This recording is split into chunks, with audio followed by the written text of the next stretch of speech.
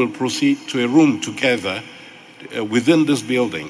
The tellers and members of the Secretariat will count the votes while the representatives of the candidates will observe the process.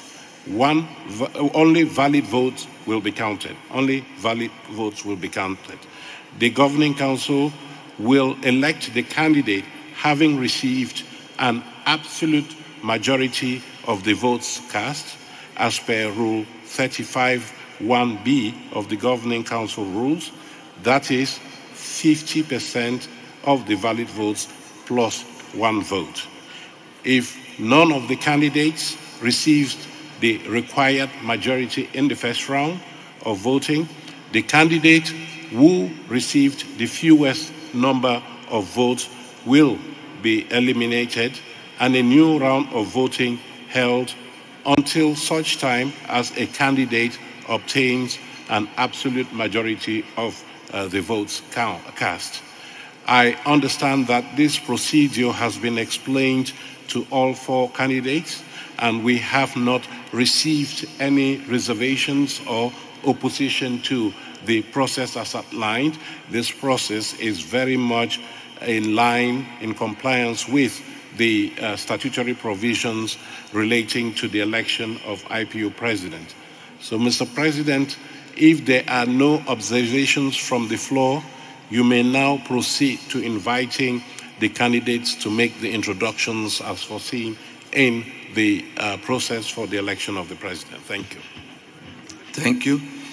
I will just ask your attention to the point that we don't know if we need a second round or a first round. So please, until we have the elected president, if you wish to vote, you need to maintain in our session. Because if you leave, maybe we have a second round and you will not vote because you are absent. Please try to wait if you need to go to other meetings for the results of the first round before you decide to go. All the candidates make different presentations during the last days and weeks. They met all the geopolitical groups. They met the Forum of Women Parliamentarian, the Forum of Young Parliamentarian. Yesterday we had a debate with a very huge participation of members of parliament. They distribute a lot of messages, so everyone know the candidates. But for a final presentation before we begin the process, we will give the floor to the four candidates for 5 minutes, and I ask them the favor to respect it. The first one, and I ask the camera to show the same respect to all the four candidates. They should have the same opportunity to expose their ideas and their program. So the first one is Mrs. Kanoté, Madame Mergan Kanoté from Senegal. Where is Madame Kanoté? It's here.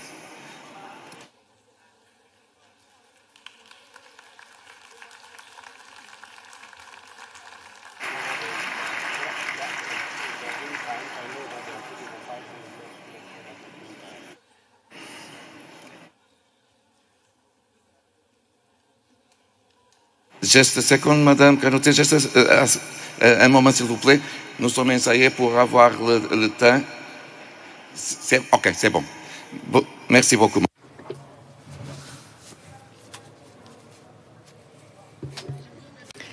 Thank you, President. President, I'd like to congratulate you on the excellent work that you have done at the head of the IPU during your term of office, and I'd like to commend the Secretary General on his wonderful work, the work underway ever since he was elected Secretary General of the Interparliamentary Union. May I greet all the other officers. President, dear colleagues, I am Adji Diarra Mergani Kanoté, an MP from Senegal. I was elected in 2017 up to 2022, and then I got a second term of office, which runs until 27. I am the Vice President of the Parliamentary Group of the Presidential Party. I'm specialized in institutional communications and the follow-up and evaluation of projects. When it comes to the Interparliamentary Union, dear colleagues, I think governance is of paramount importance. I have been a member of the Executive Committee. I have been a member of the Forum of Women Parliamentarians, a member of the Committee on Finance, the member of the Gender Partnership Group, and I'm the outgoing Vice Chair of the Executive Committee.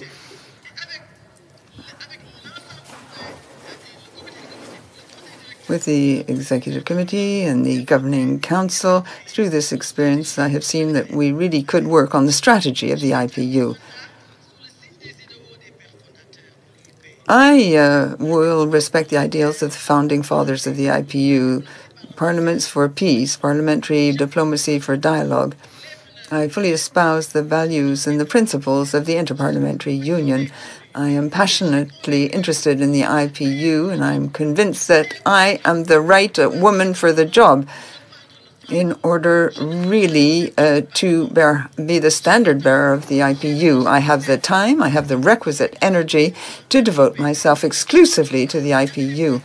In the past, there were speakers of parliament who ran the IPU, but now we're in a very fast-moving world where we need more energy, more commitment. We have to go fast. I'm not a speaker of parliament, and there's no time for a learning curve. The term only lasts for 3 years, but I am already the outgoing vice president, and I can share my experience of governance. We held general discussions on democracy, and the IPU embodies democracy for all. This conference, the Conference on Democracy, makes it possible to listen to the population, see what they think and feel. That's what people in government must do in order to know what to change. We need thus to have an impact on the population through our activities. People must lie at the heart of all our action.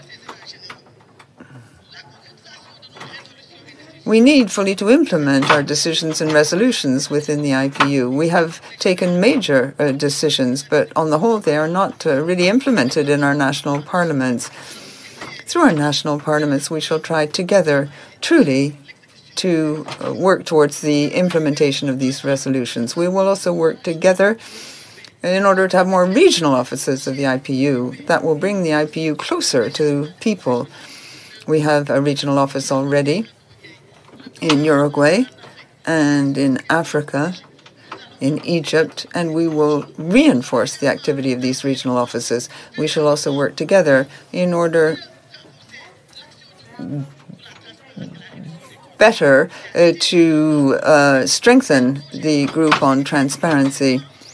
I have been a member of the Executive Committee. I have been a member of the committees on transparency and accountability, and we will ensure this group has the requisite means to be able to do its work properly.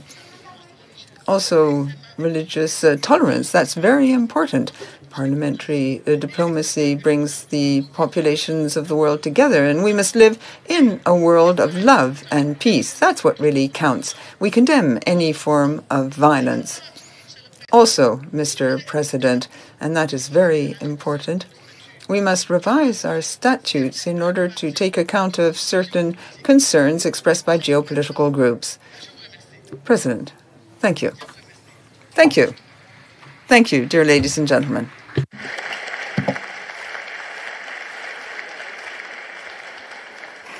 Merci beaucoup, Madame Carotte, pour votre présentation. Thank you, Ms. Canute, for that presentation.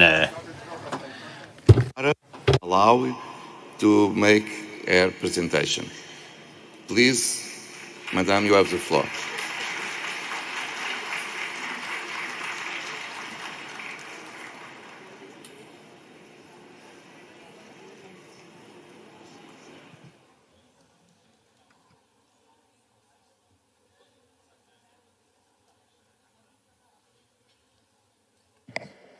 Good morning, ladies and gentlemen, all protocols observed. Thank you for allowing me time to come and present to you my ambition to be the next IPU president. Before I lay out my visions, let me start by thanking the outgoing president, Mr. Pacheco, for his exemplary leadership in the past 3 years. My name is Catherine Gotani Hara, the first female speaker in Malawi. I am qualified political scientist with 15 years of experience serving as a cabinet minister in environment, climate change, health, gender, and community development. These roles speak to the key strategic objectives of the IPU, namely climate change, inequality, insecurity, social injustice, global health, and democratic governance. Therefore, I have an excellent understanding of how I can guide the IPU in delivering its strategic plan. However, strategic plans are excellent for delivering with long-standing and longer-term issues like this.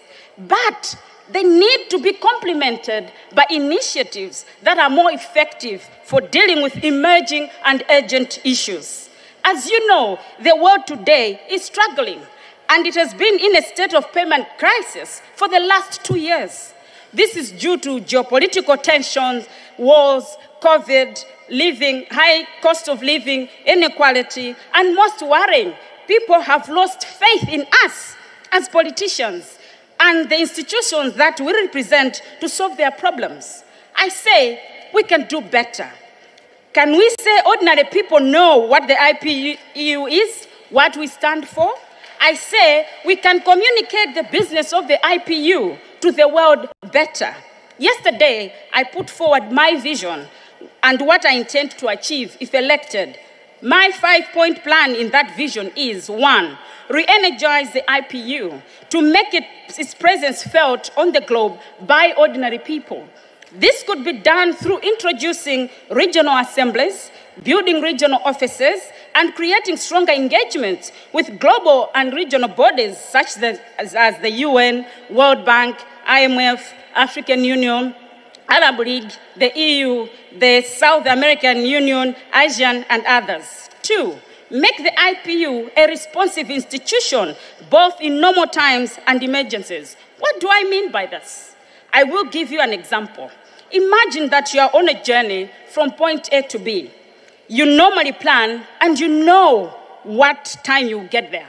However, along the way, you meet a hit-and-run victim who is dying. What would you do? Would you stick to your plan to get there on time, or would you stop and react to the emergency?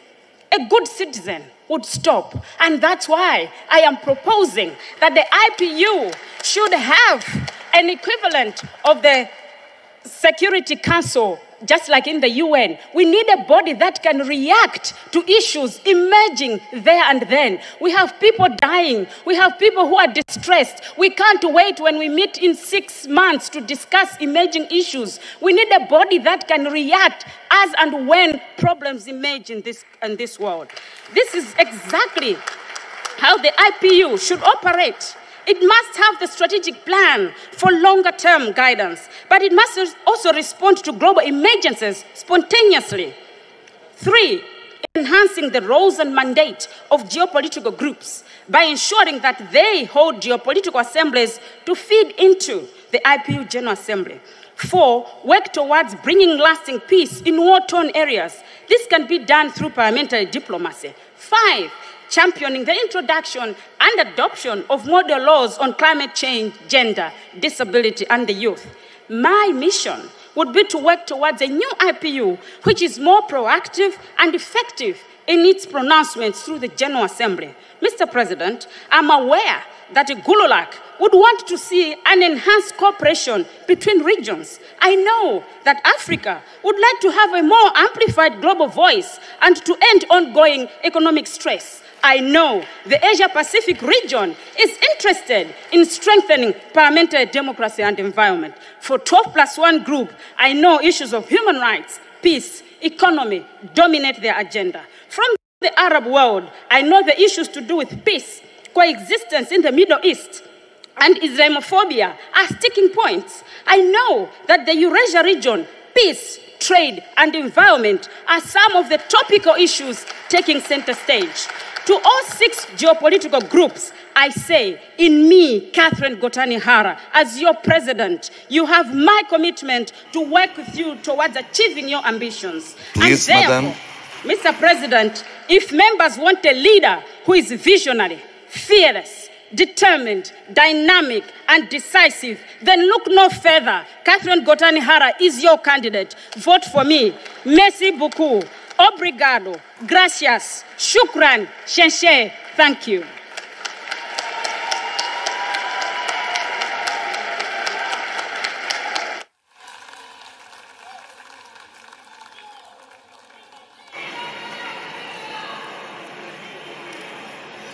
Now, thank you, Mrs. Hara. And now I will give the floor to Mrs. Tulia Axon. The same 5 minutes, same 30 seconds of tolerance.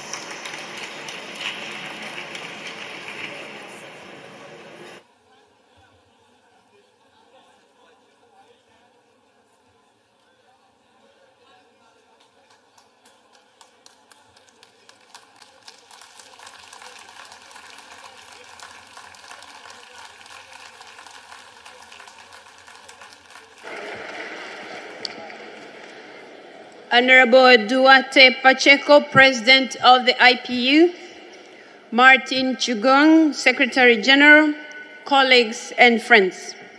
Yesterday, I had the honor of presenting myself to the General Assembly of the IPU. It was an invaluable opportunity where the General Assembly was able to get to know me and what I stand for. I used that occasion to highlight to the Assembly some of my priorities in case I was given the privilege to serve at the helm of our esteemed institution. Some of these are transparency and accountability, ensuring peaceful coexistence and global prosperity, effective participation and representation of geopolitical groups in the organs of the IPU, inclusion, equitable representation in national parliaments, particularly for women, youth, and underrepresented groups.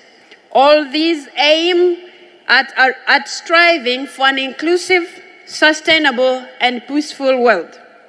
Dear colleagues and friends, today I would like to go a step further in elaborating further how I will go about steering our organization if elected. In addition to the priorities that I presented to the General Assembly, my leadership will strictly adhere to the current IPU strategy of 2022-2026. I am delighted to have been part of the initial implementation of this strategy in my capacity as President of the Africa Geopolitical Group since October 2022. If I may recap some aspects, the strategy seeks to achieve the following 5 objectives: building effective and empowered parliaments, promoting inclusive and representative parliaments, supporting resilient and innovative parliaments, catalyzing collective parliamentary action, and strengthening the IPU's accountability. The above-mentioned objectives coincide with 5 significant trends that will continue to shape the global agenda over the coming years.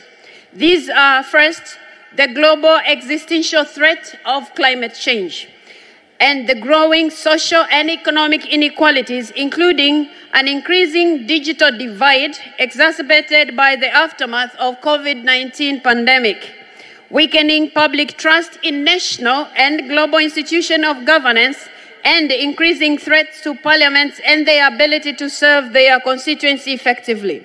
Regression on key democratic human rights and development achievements, growing threats to peace and security, and people's yearning for a more peaceful and secure world. Dear colleagues and friends, in view of these, therefore, my vision for the IPU revolves around three fundamental pillars: collaboration, inclusivity, and progress. I will prioritize building solid and dynamic partnerships with international organizations, governments, civil society, and private sector to achieve these ambitious goals. Collaboration and coordination are essential to effecting meaningful change and ensuring the success of our collective endeavors. Dear colleagues and friends, I am humbled to stand before you today, my candidature having been endorsed by the East African Community, Southern African Development Community, and the African Union, asking for your mandate to lead this auspicious, incredible institution, a platform that was created by our founding fathers, Kramer and Percy, and the mothers, women who were behind them, though today, women and men work beside one another. As I stand here, I'm an immediate Vice President of Africa Geopolitical Group, Speaker of the National Assembly of the United Republic of Tanzania, having served as Deputy Speaker for 7 years, and also having served as Deputy Attorney General of the United Republic of Tanzania. As I stand before you today, I look back while pondering, what will your vote mean? Not only to me, but to the women and girls out there. I stand before you today as Speaker of my country, only the second woman to hold this position since our country attained independence more than 60 years ago. Your esteemed vote will go a long way to advance gender equality and motivate other institutions to invest more in women. Please, Madam. Colleagues and friends, vote for Tulia for reforms and inclusivity in the structures of the IPU. Vote for Tulia for climate action. Vote for Tulia for human rights and peaceful coexistence. Vote for Tulia for ethical use of artificial intelligence. Vote for Tulia for democracy for everyone.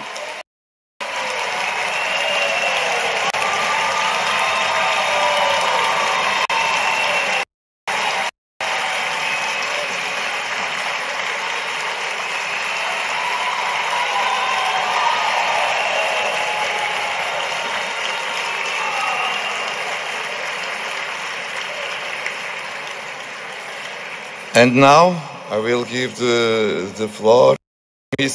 Agi from Somalia.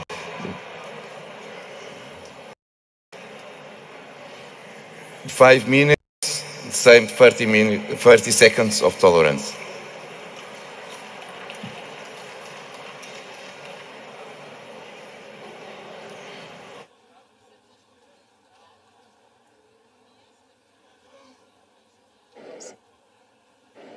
Good morning. Thank you, Mr. President. So good morning, and I would like to, good morning, speakers, honorable, distinguished guests, ladies and gentlemen. Today, we have gathered here to select the best candidate for the position of IPU President. I firmly believe that you will find me to be the right choice, and here is why. The IPU and its mission existed for members of parliaments. Therefore, I committed to listening to your voices, making the effort to meet with you personally, and tirelessly advocate for your needs. This is not just a duty, but a passion. A calling ensure your interests are promoted to be the best ability. I promise, you will never regret entrusting me with this responsibility, giving my credibility and in-depth knowledge to the IPU. Today, your vote will make a history as you will be electing the first African woman to lead the IPU as a president for the next 3 years. Isn't that a cause for joy? Yes, indeed. We all know that what IPU does. And you will need the best president who can dedicate her time to fostering global peace, democracy, and cooperation by empowering parliaments.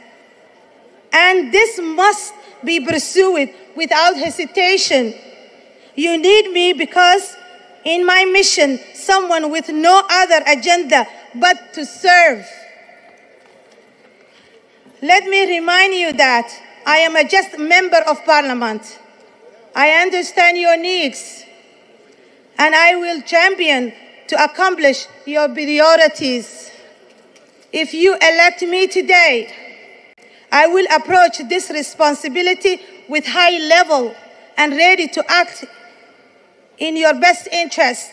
I am here for you for the next 3 years, which means I will tirelessly listen to you and act on your priorities. I promise again that your voice will not just be heard, but cherished. The reason is simple. We stand for human rights, gender equality, sustainable development, and international collaboration to address urgent global challenges. From climate change to conflicts, women's issue, youth participation, poverty, and all other work that IPU diligently carries out. I am truly committed to advancing the global of the IPU and well-being of its constituency. Accountability and transparency will be core of principle of my presidency. The future of the IPU on our collective vision and efforts once again, I pledge to work tirelessly to make that vision a reality. And all I need is your vote. I would like to bring your kind attention that voting for Marwa means vote for new ideas. You voting for new ideas.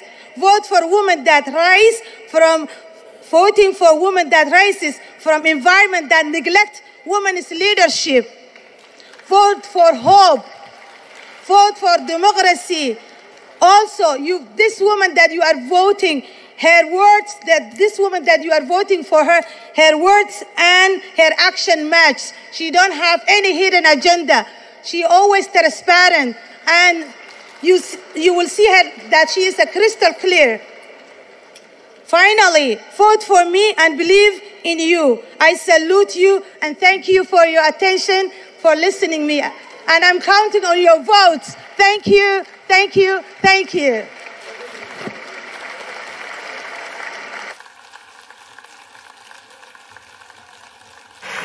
Thank you, Mrs. Ara.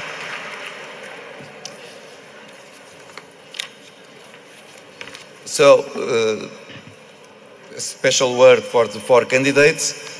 I will repeat what I said yesterday.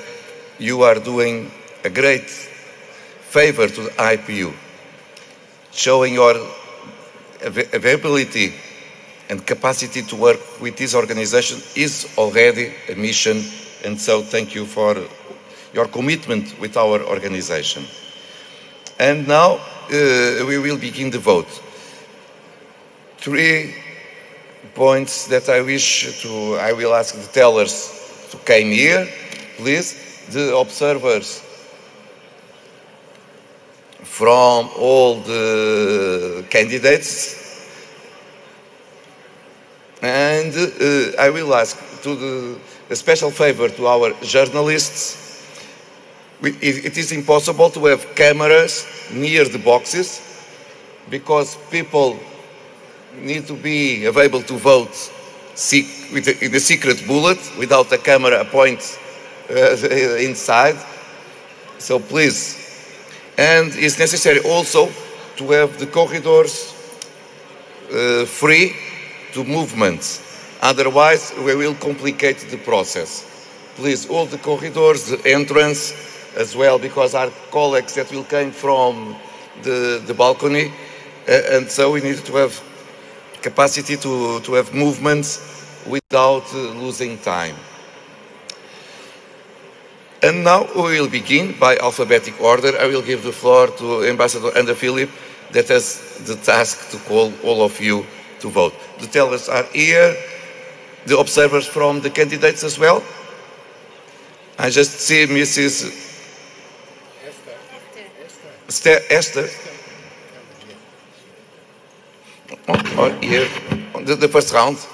If the other observers from the other wish to come to the first to the first round, and this way you can observe all the process, and if you identify something that you needed to reclaim from the other candidates as well, we wish to give the same conditions to all. President, and you will explain if we have to put the name or the country, because people don't know, right?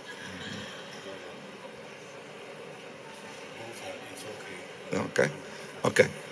So, please, Ambassador Philip, the other observers from the other candidates, I just see two. If you are inside the room, of course, it is not one obligation, but if you are inside the room, we should begin. Okay, Ambassador Ana Philip, please. Thank you very much, Mr. President, and good morning to the distinguished delegates. We are ready to begin the secret ballot. As a reminder, I will be calling each delegation in alphabetical order. According to the statutes and rules, each member of the IPU shall be represented on the Governing Council by 3 parliamentarians, provided that its representation includes both men and women.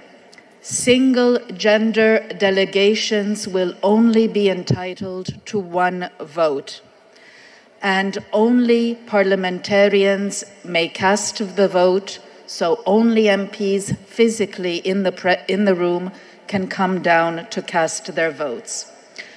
I have my colleagues in the front of the room. Again, as Mr. President was saying, we would kindly ask that the aisles be kept clear. You will be invited to one of the 2 voting stations on the left and the right, where you will receive the ballot paper. On the paper, you will have the names of the 4 candidates in the order in which these were received. You will check one of the boxes and then proceed to the urn where we have our 2 tellers, Speaker Andujar and Ms. Eriksson, and you will place the ballot paper in the urn. So we will start with Zambia, which is entitled to 3 MPs, and we would invite you to the first urn on your left.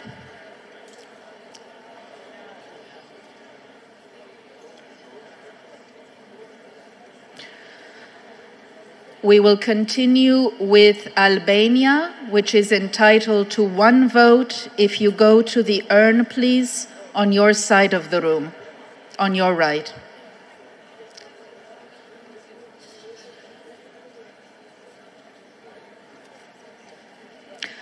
Algeria.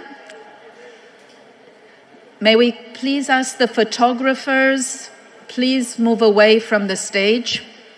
Thank you. Algeria, we would invite you also to the left-hand side, to the right-hand side. Algeria, 3 votes, if you are 3 MPs, please.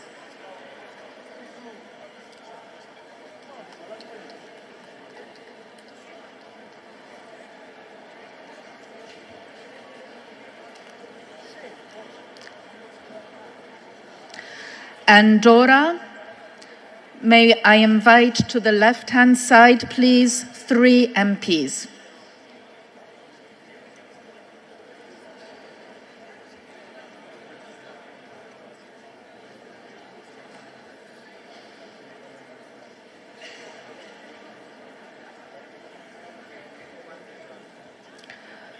Angola, Madam Speaker, on the left-hand side, please, here.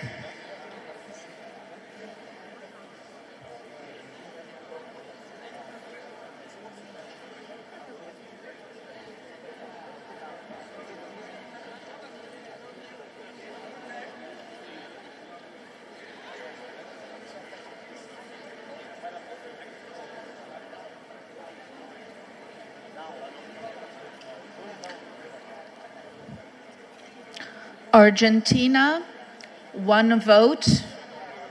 You are invited to the right-hand side.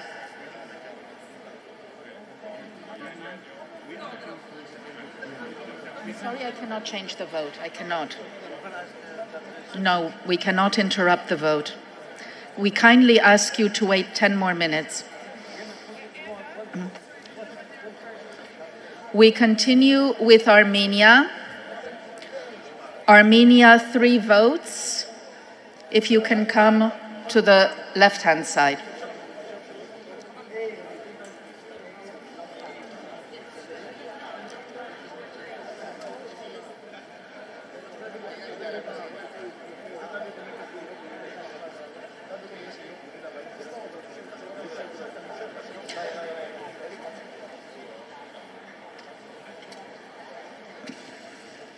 Australia, 3 votes. If you could go to your right-hand side, thank you.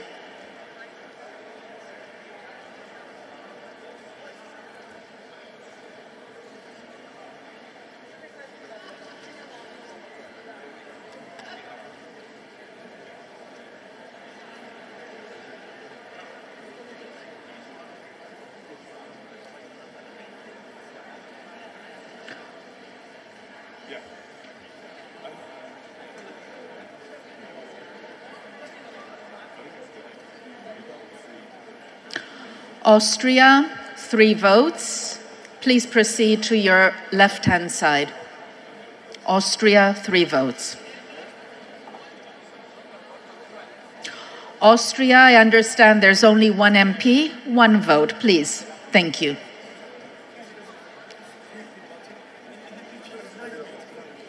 Thank you. Thank you.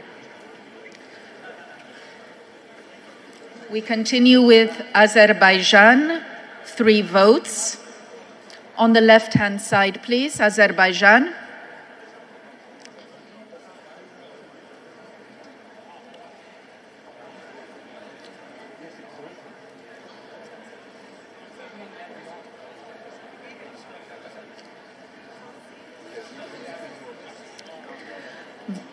Thank you. Bahamas. Bahamas, you are entitled to 3 votes. If you can come to your left, please. 1 MP, 1 vote, please. Thank you.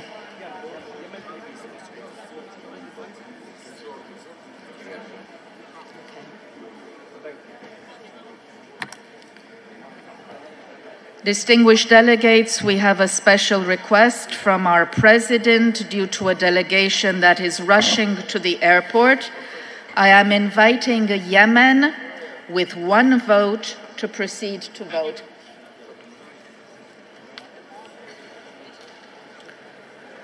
We continue with Bahrain, 3 votes on your right-hand side. Bahrain, please. Thank you. Bahrain, 3 votes. Thank you.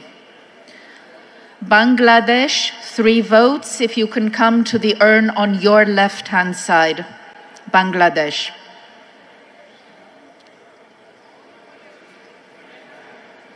One Bangladesh, 1 MP, 1 vote, please.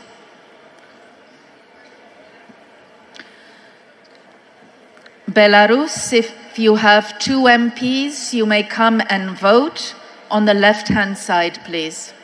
Belarus, 1 MP.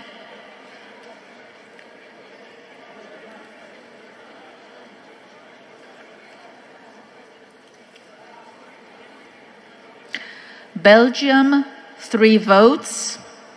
On your left-hand side, please.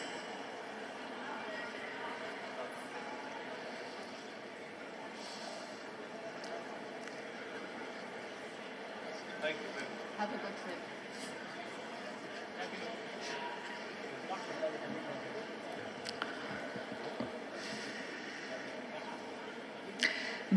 Benin, 3 votes. Benin, vous pouvez venir, s'il vous plaît, à la droite, votre droite.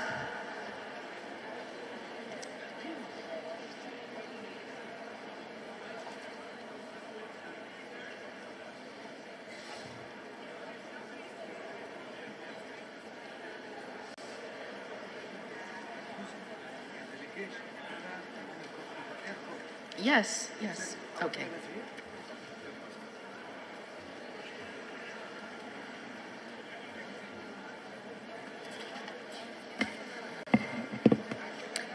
We have another request from Qatar. Qatar, one vote, please. Your delegate may proceed.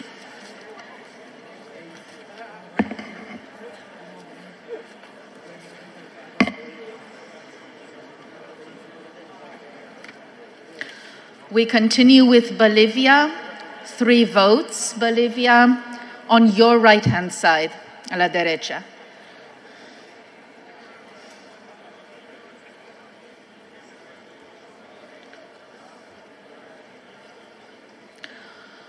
Botswana, 3 votes. You may come here to the left. Thank you.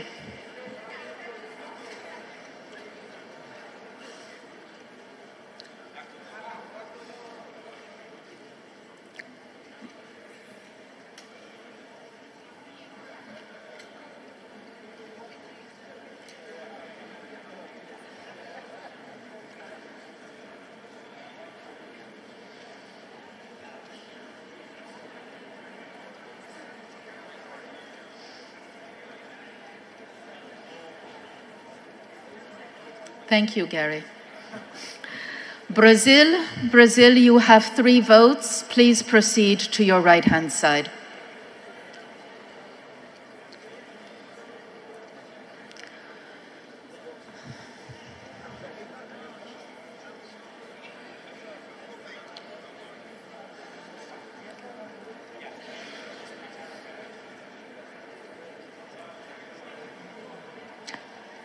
Bulgaria, 2 votes.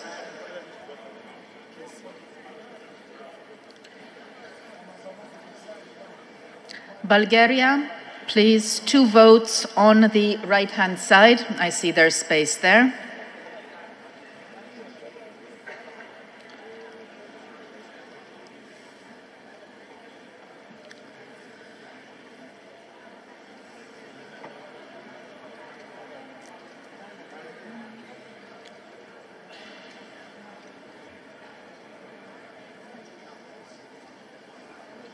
Burkina Faso, 3 votes.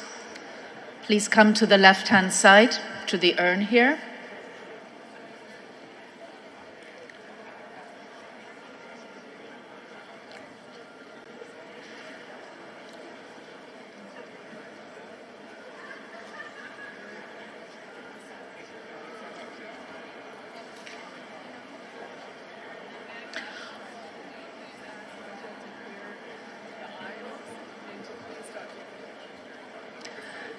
Can you tell this gentleman here?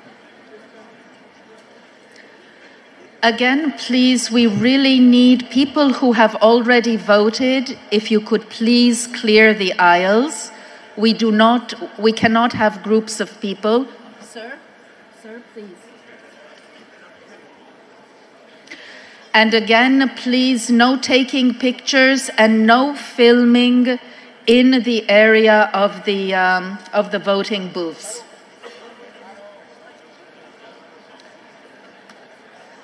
Thank you.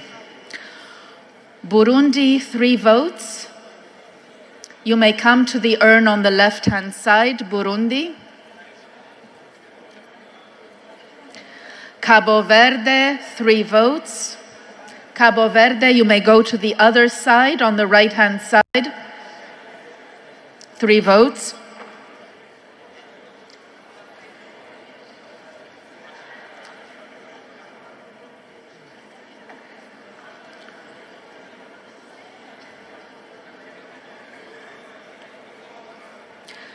Cambodia, 3 votes on the left-hand side. Cambodia.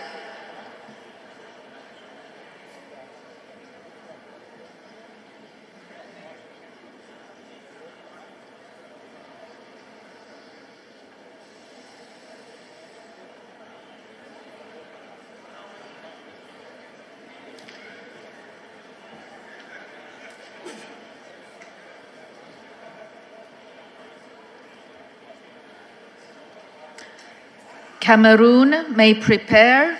Cameroon, 3 votes on the right-hand side, please, at the far end.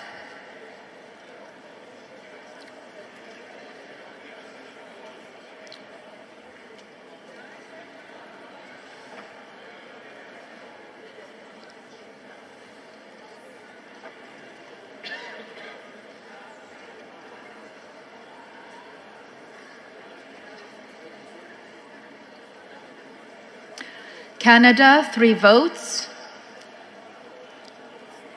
Please come down on your right-hand side.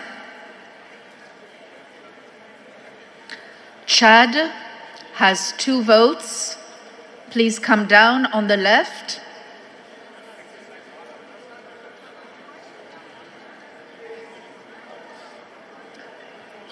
Chad, 2 voix, s'il vous plaît, à cette côté. 2 voix.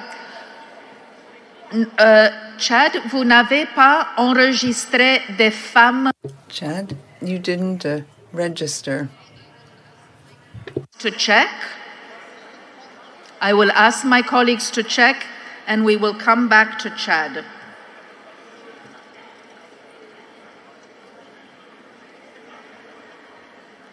Chad, I see only 2 MPs in the room. I only see 2 MPs. Okay, I'm asking my colleagues if Sally Ann can check. According to our records, Chad has a single-sex delegation, and I see there's a lady MP in the room.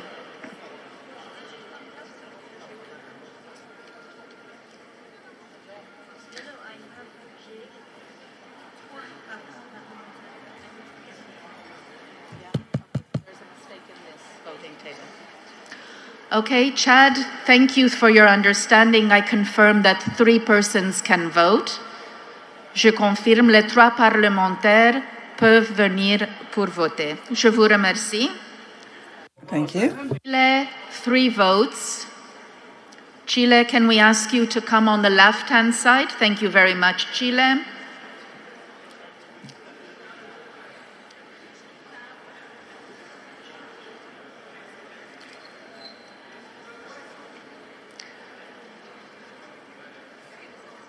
And after Chile, we continue with China. Please, 3 votes. Maybe it's easier if you come on this side, on the left-hand side.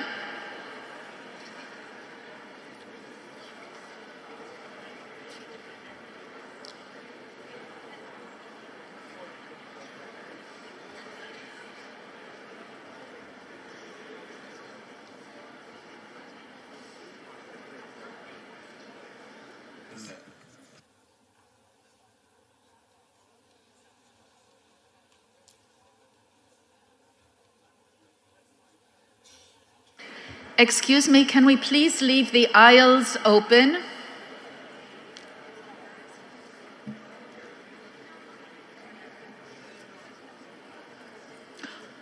Côte d'Ivoire, s'il vous plaît, si vous pouvez passer à la droite, 3 parlementaires, s'il vous plaît.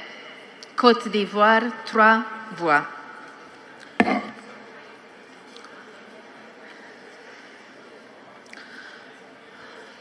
We have another request from Palestine that is leaving to catch a flight. So Palestine, 2 votes. Palestine, 2 MPs may come down to vote.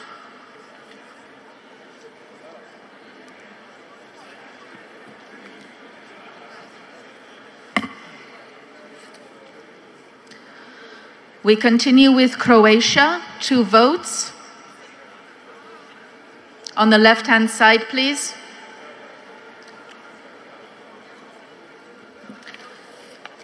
I'm sorry. No. It's coming up very soon, okay? Okay. Cuba, 3 votes, please. Here at the voting station closest to you. Thank you, Cuba.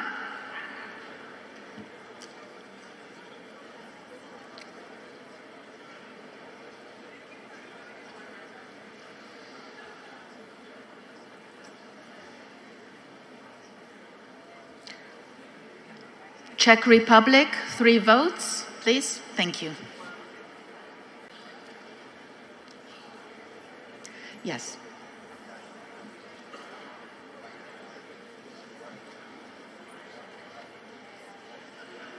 We cannot, we're continuing. It'll go fast, okay?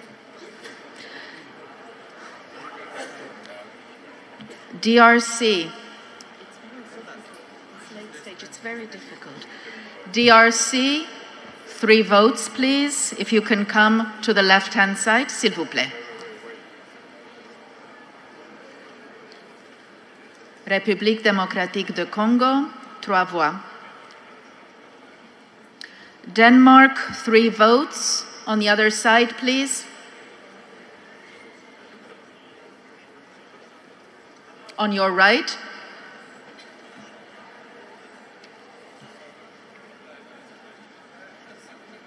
Now.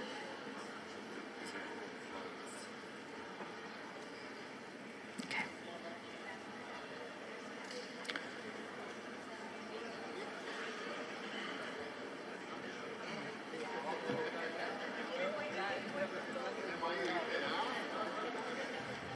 I thank everyone for your understanding.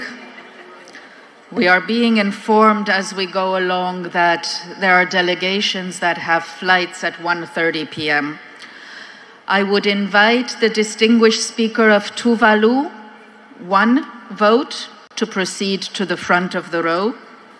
Tuvalu.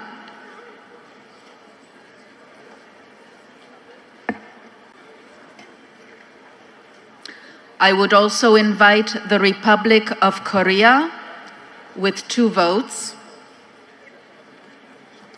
Republic of Korea, 2 votes.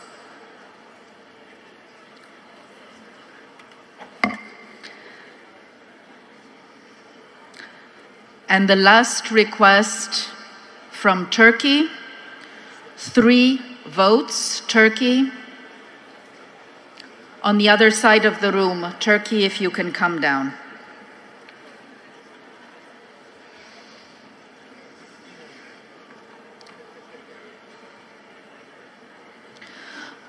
After which we continue with Djibouti. Djibouti, 3 votes. Djibouti, yes. If you can come on this side of the room, please. Thank you.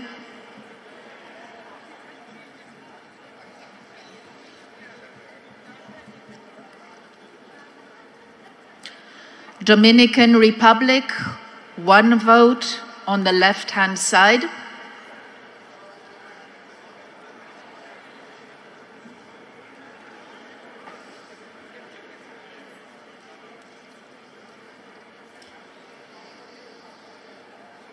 Egypt, 3 votes.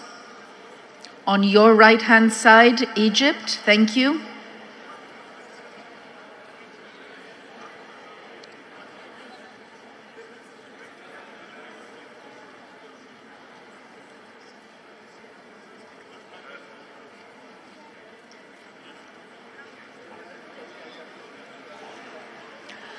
Equatorial Guinea, 3 votes. Equatorial Guinea, if you could come down on the left-hand side here.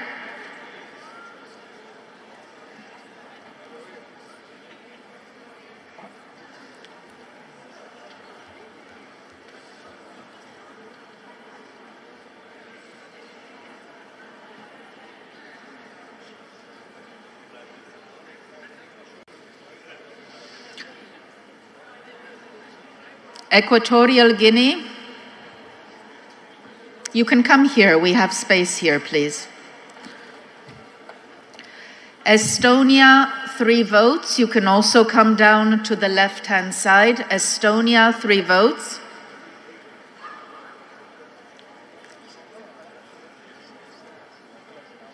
Ethiopia, 1 vote. On the right-hand side, Ethiopia, 1 MP.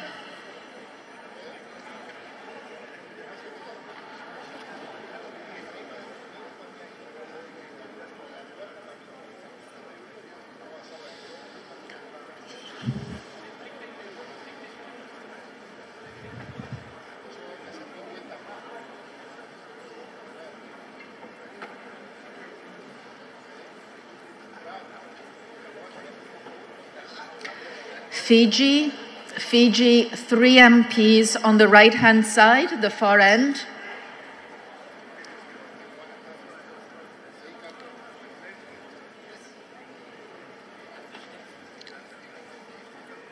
Finland, 3 votes. Finland, you can come down on the left-hand side.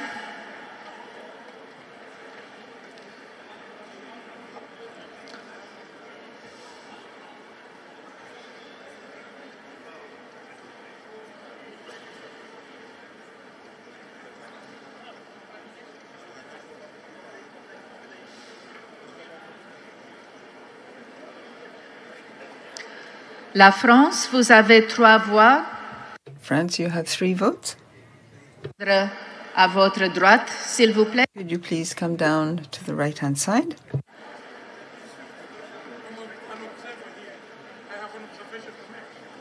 After the vote, please.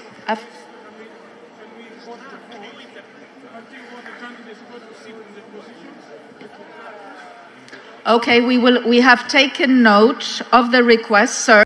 Sir, I'm responding to you, sir. We have taken note that we should go a little bit more slowly. Thank you. We've taken good note of that.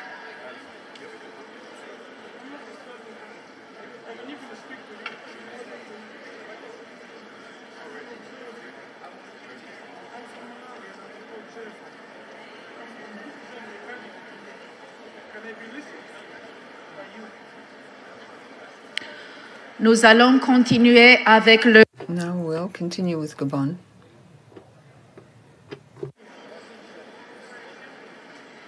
Gabon, vous avez... Gabon, you have 3 votes. Could you please come down to the left-hand side to vote?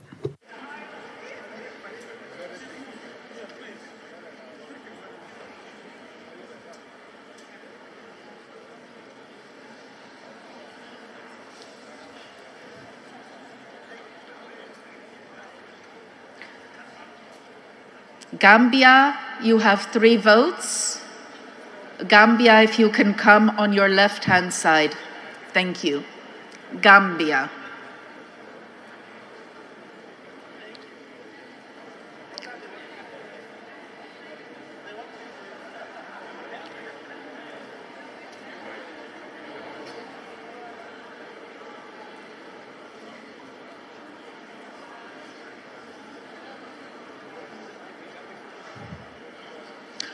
Georgia, 3 votes. You may come down on the left-hand side. Gambia, you can go on the other side. Gambia, de l'autre côté, s'il vous plaît. Oui.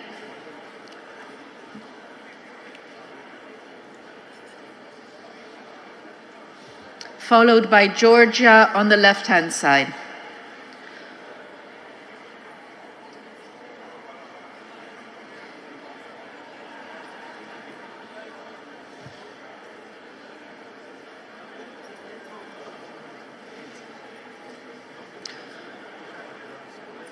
Germany, 3 votes. On the left-hand side, please, Germany.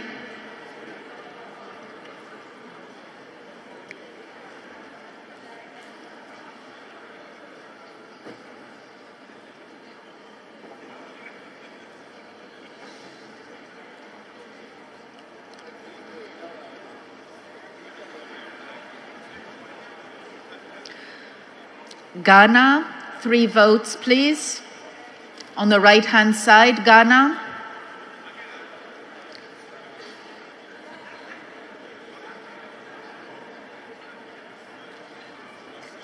Greece, 1 vote.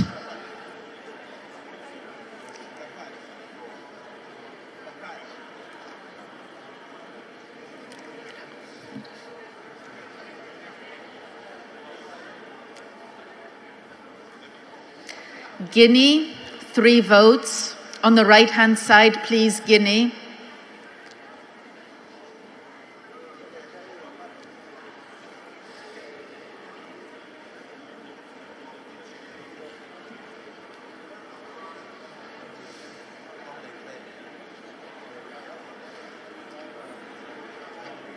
Tonga, I haven't called Tonga.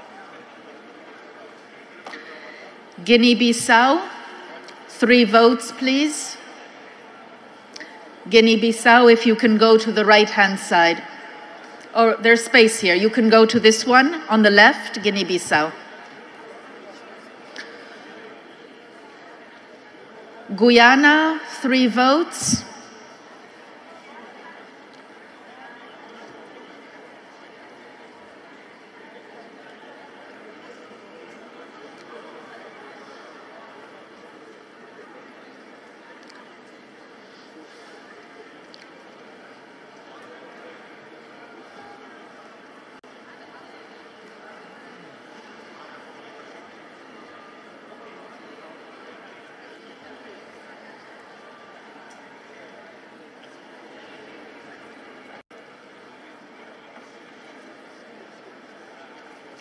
Hungary, 3 votes. You can go to the right-hand side, please, where there's nobody.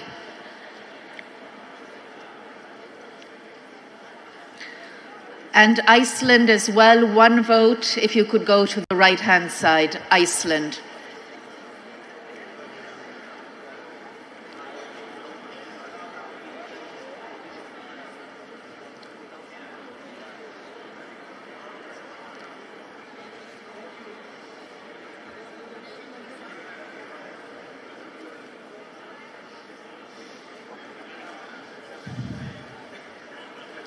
India, 3 votes. On the right-hand side, please, India.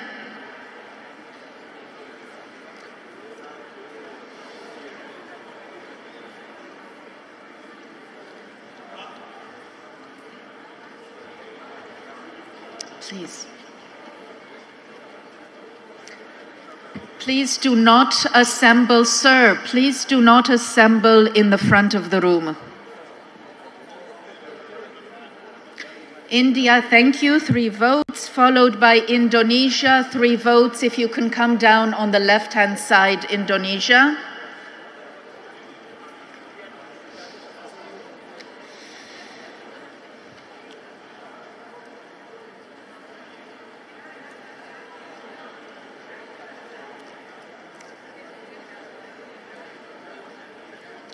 Indonesia, you may go on the right-hand side. I see there's nobody there.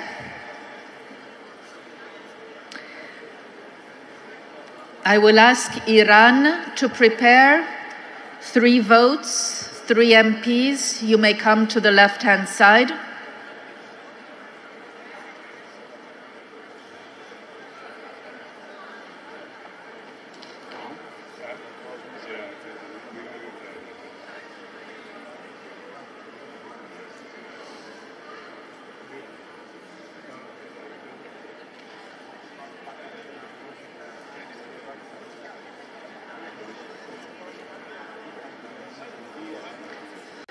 Iraq, 3 votes. Iraq, you may go to the right-hand side, please.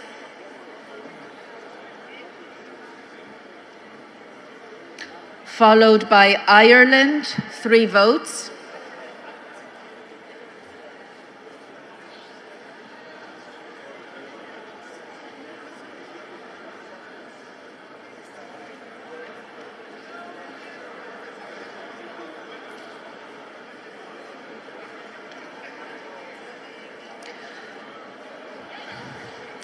Sirs, excuse me, we cannot be taking pictures during the vote. Once you have voted, please kindly return to your seats.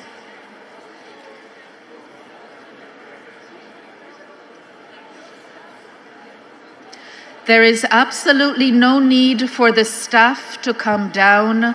Please, only the MPs with voting rights are invited to come down to cast their votes. Thank you. So we have Ireland coming down, 3 votes. Thank you. Followed by Italy, 3 votes. On the far right side, Italy.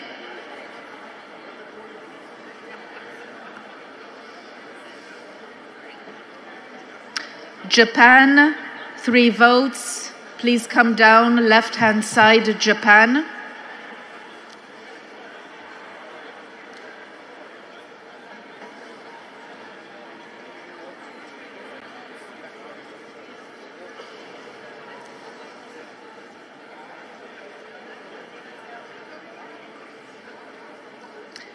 Kenya, 3 votes. On the left-hand side, Kenya, if you can come here.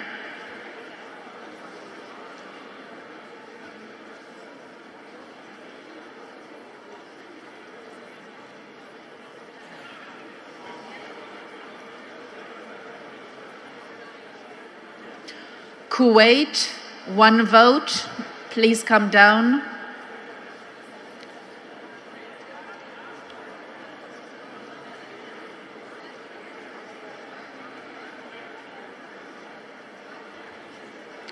Laos, 1 vote.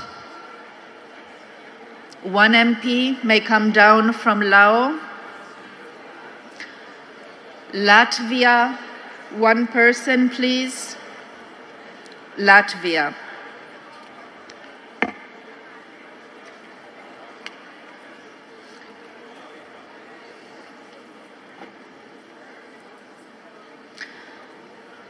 I also see the delegation of Tonga, 2 votes, Tonga. Okay, please over here. Salian, Tonga, 2. Lesotho, 1 vote. Please come down to the front of the room. On the right-hand side.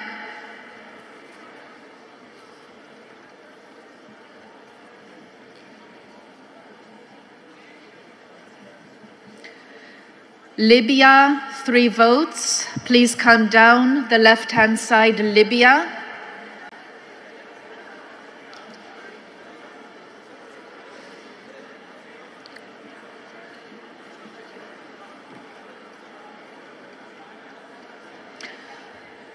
Liechtenstein, 2 votes.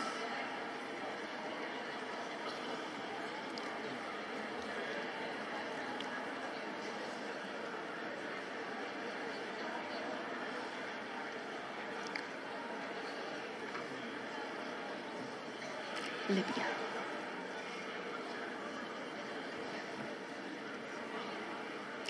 Lithuania, 1 vote. On the far right, Lithuania.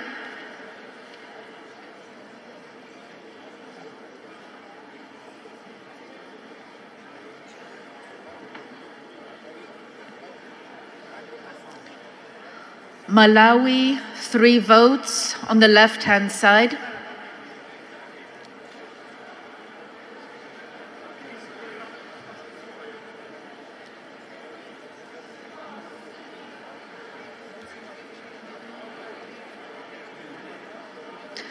The gentleman with the camera who is standing in the aisle, can you please move away?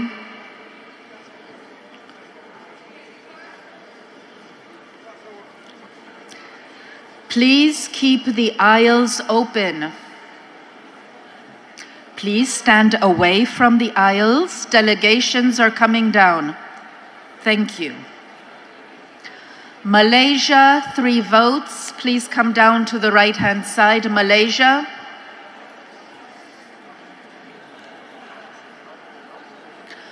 Maldives, 1 vote to the left-hand side, Maldives.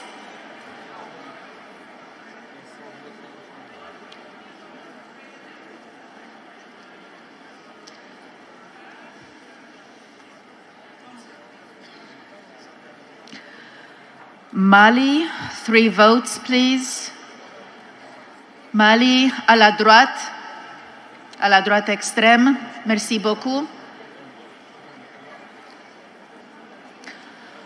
Malta, 1 vote on the left-hand side.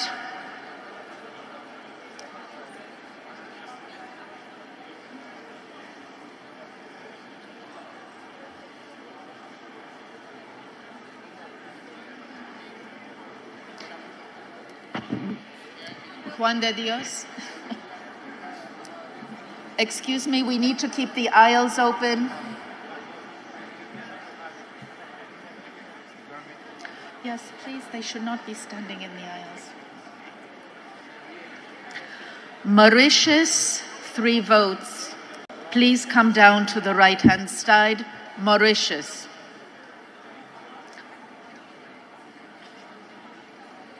followed by Mexico with 3 votes. Mexico, you can also go on the far right side.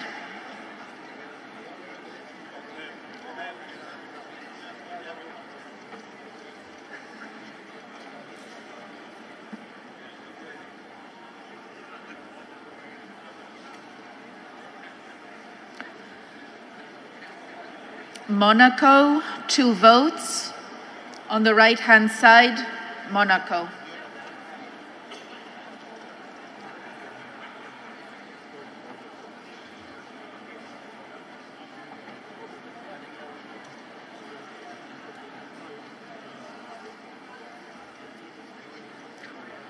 Morocco, 3 votes. Le Maroc.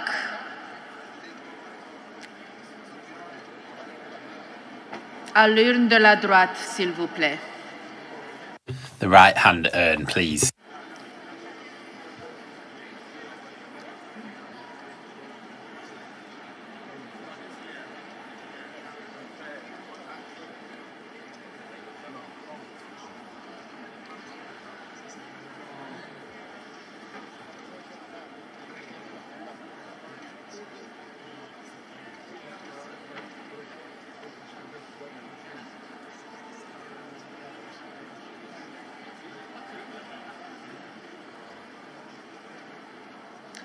Le Mozambique, 3 voix. Mozambique, 3 votes.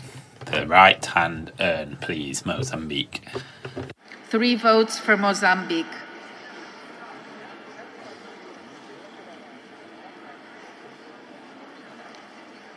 Mozambique, you may go to the other side, over there.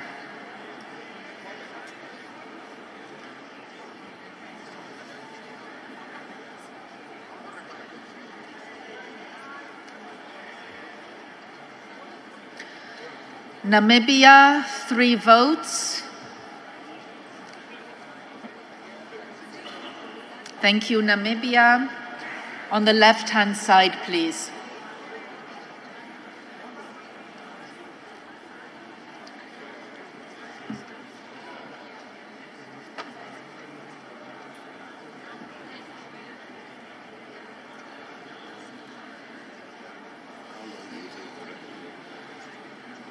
Another 10, 15 minutes. Yeah. Yeah. Nepal, 3 votes. You may come down on the left-hand side. Nepal, thank you. Followed by the Netherlands with 2 votes. On the right-hand side, Netherlands.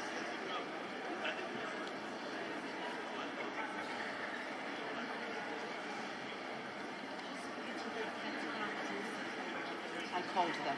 They had a flight, yeah.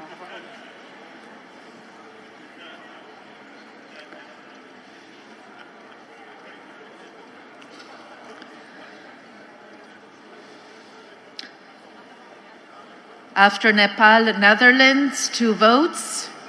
Followed by Nigeria, 3 votes. Nigeria, please come down on the left-hand side. Nigeria.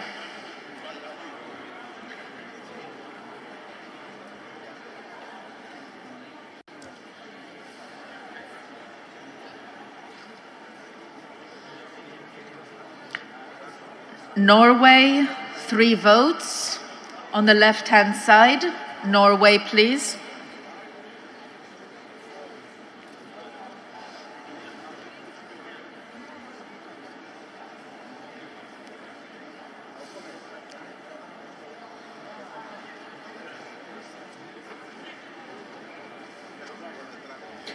Norway is followed by Oman with 3 votes. Oman, on the left-hand side, you can come down.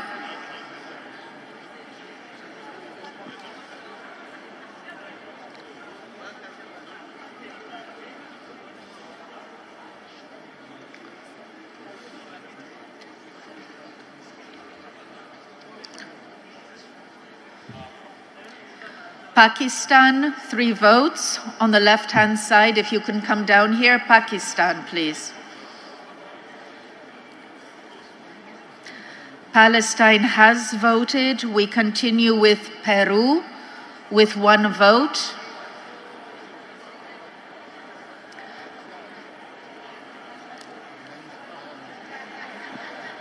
Peru, you can go on the far right, please.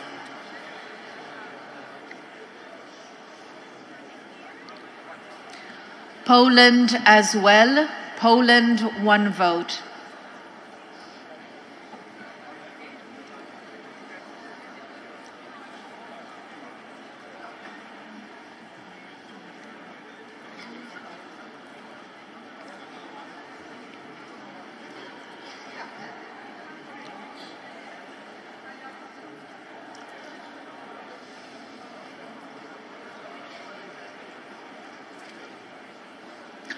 Portugal, 3 votes.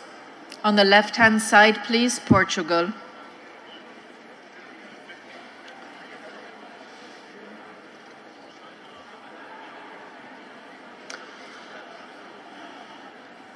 Romania, 2 votes, please. On the right-hand side, Romania.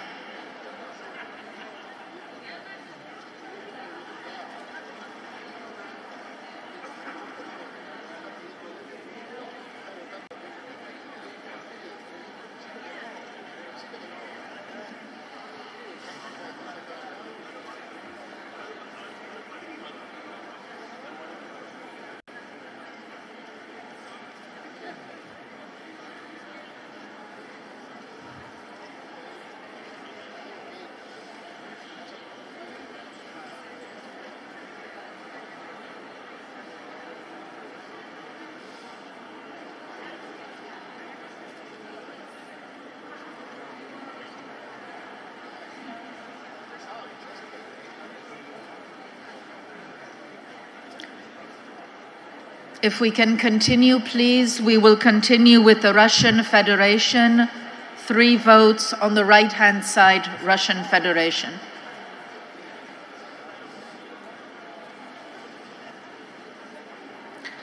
Followed by Rwanda, 2 delegates, Rwanda, on the left-hand side.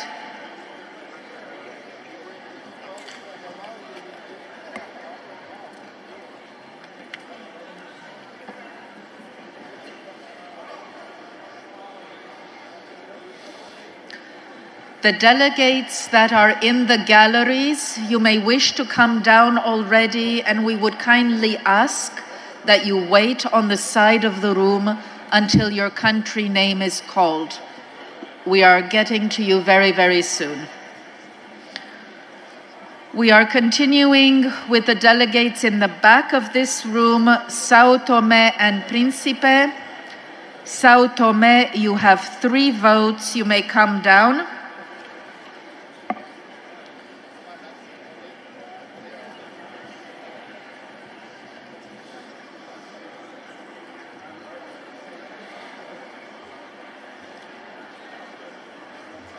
Saudi Arabia, 3 votes. If you can come to the left-hand side, Saudi Arabia.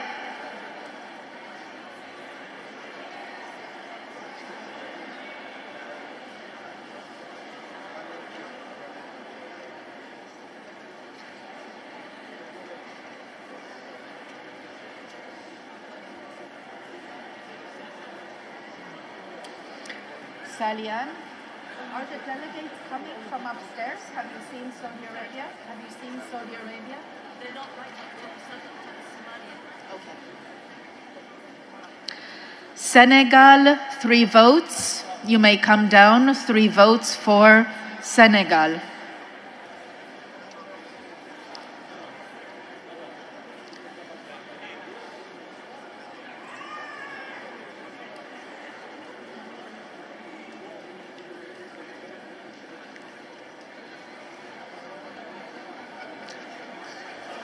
Serbia, 3 votes. If you could go to the right-hand side, Serbia, please.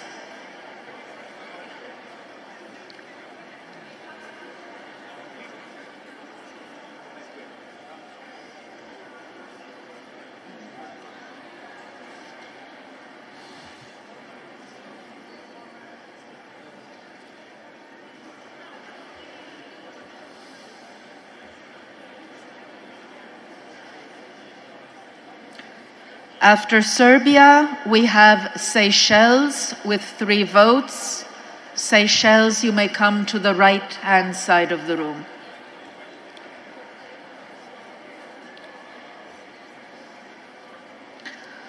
Sierra Leone, 1 MP, you are welcome to come down. Sierra Leone, 1 vote.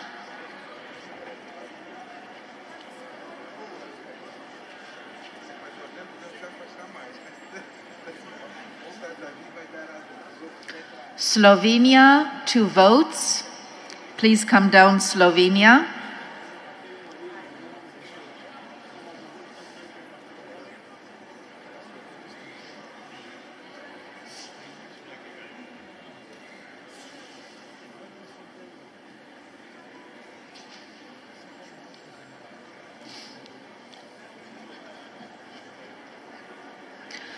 We are ready to take the votes from Somalia. Somalia, please, 3 votes. You're here. Thank you. Salian? They can vote here. No, coming up right now. Yeah. Do we have some South Africa in the room now? South Africa?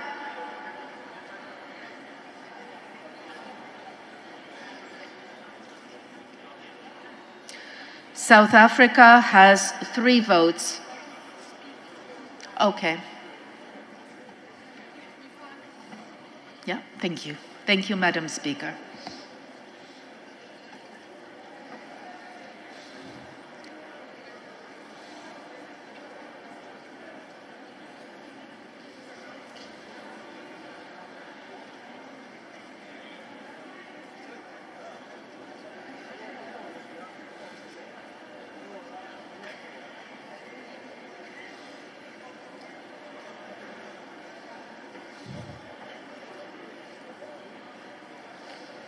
After South Africa, we have South Sudan, 3 votes.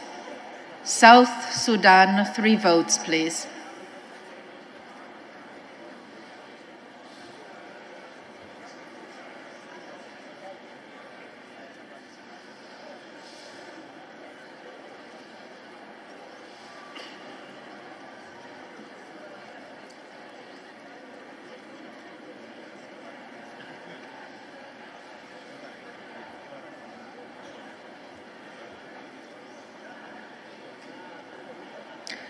South Sudan is followed by Spain with 3 votes, please. I think there's more space on the other side on the right.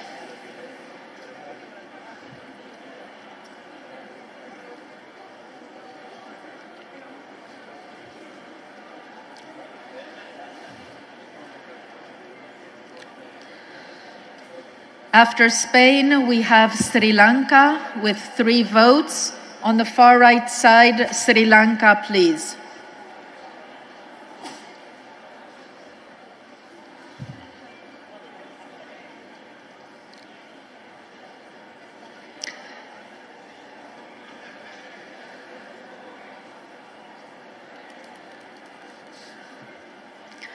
Suriname, 3 votes. On the right-hand side, Suriname, please. Or right over here. Yeah, thank you. And then we have Sweden. Sweden, you can go also, yeah. There is space on the right-hand side if you wish, Sweden.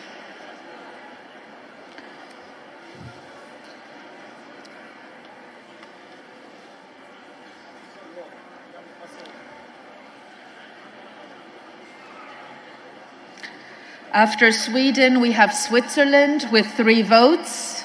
Switzerland.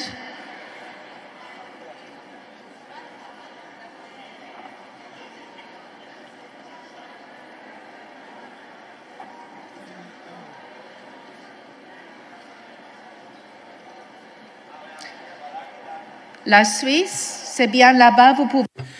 Switzerland, you can vote over there. My colleagues are waiting. Syria, 3 votes. Do we have Syria in the room?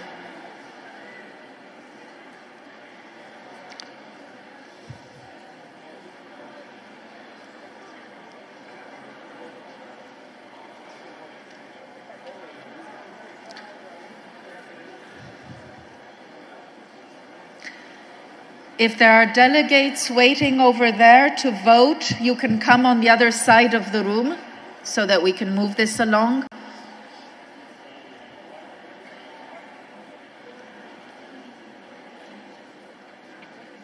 Thank you. Syria, you can come on this side of the room. Syria, you can come here. Thank you.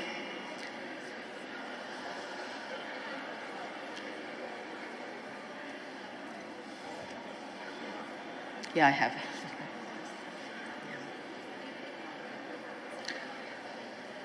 Thailand. Do we have Thailand in the room? 3 votes for Thailand, please. Thank you.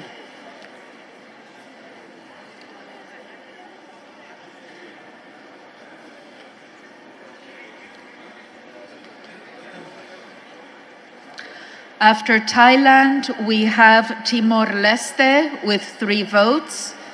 Timor-Leste, you can come on my side of the room here.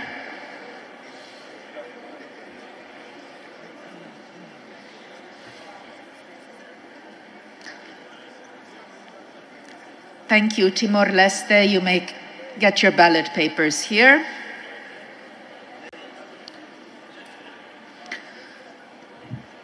After Timor-Leste, we will move on to Uganda. Uganda has 3 votes on the left-hand side. Uganda, you can vote here.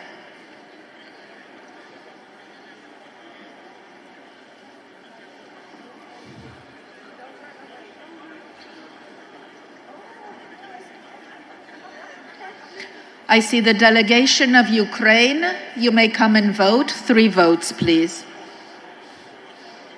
Over there, yes, my colleagues. United Arab Emirates, you may come on the left-hand side, on my side here. United Arab Emirates, thank you. 3 votes.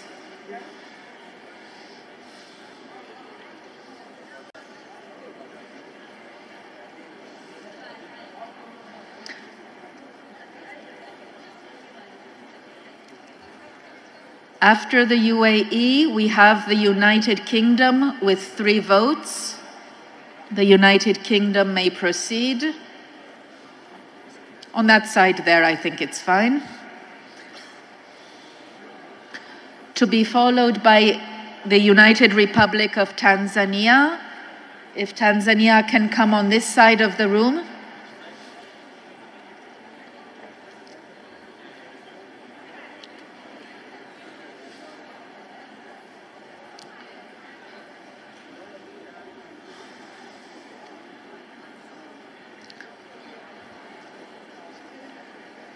Do we have Tanzania in the room?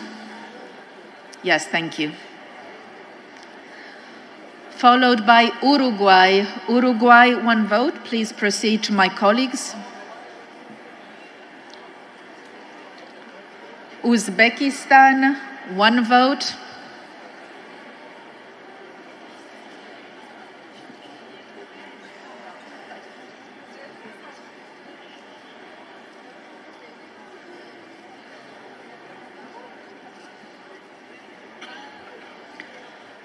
And the last delegation that I have on my list is Vietnam with 3 votes.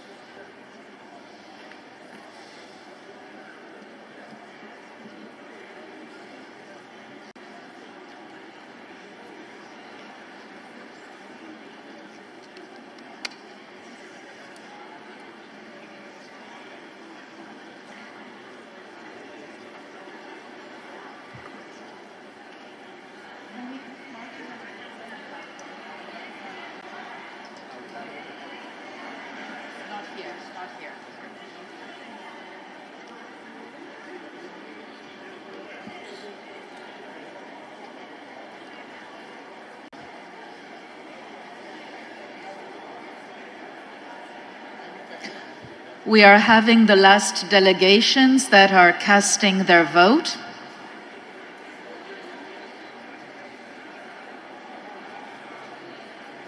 I see Uzbekistan.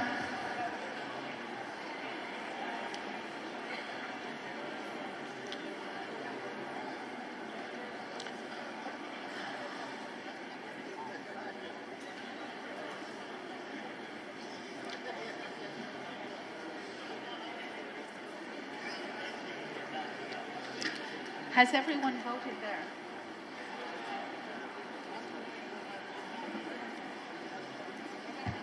I see one more delegation is casting its vote.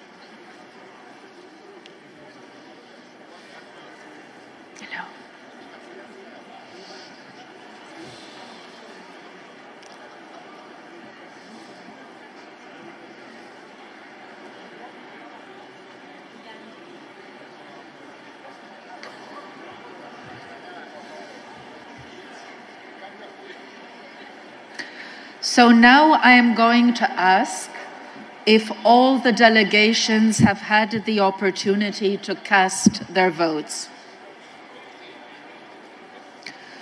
We have called all the delegations by name. I believe that all the delegations that are present today in the plenary hall have voted.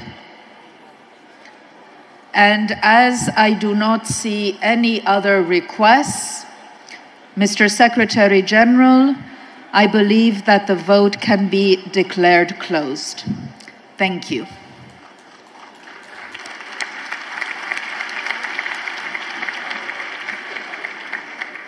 Thank you very much, Ambassador Philip. It's been an arduous task. Thank you for performing it on our behalf.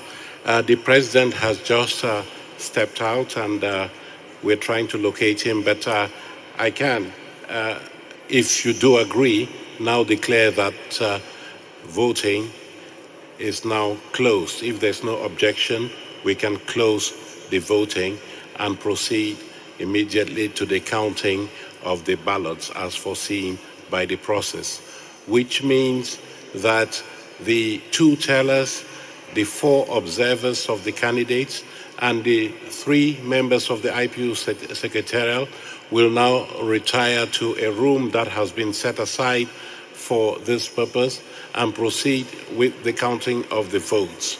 When their work is completed, they will report back to the IPU President, who will be pleased to announce the results of the vote. So I believe that you all agree that this is how we're going to proceed henceforth. Thank you very much.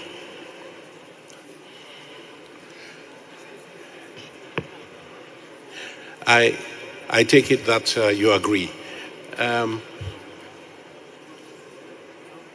I believe the President is on his way. Sharon, is he coming? Okay. Can you bear with us 2-3 minutes and he can come and resume the proceedings of the Council while the votes are being counted?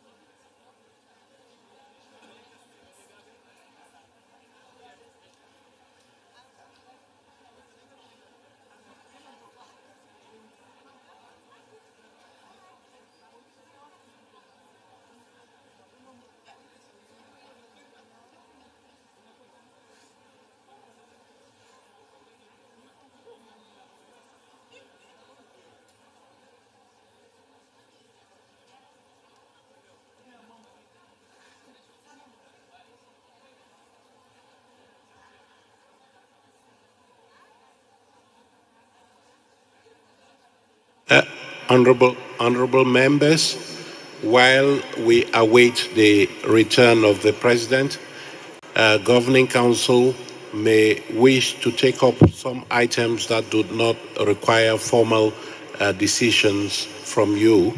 And if you do agree, then we can proceed with the item on a report from the task force on the peaceful resolution of the war in Ukraine. If you do agree, therefore, I have the pleasure of inviting Speaker Katjavivi from Namibia, who is Vice President of that task force, to present to you a report on the deliberations of the task force. Speaker Katjavivi, are you around? Yes, please.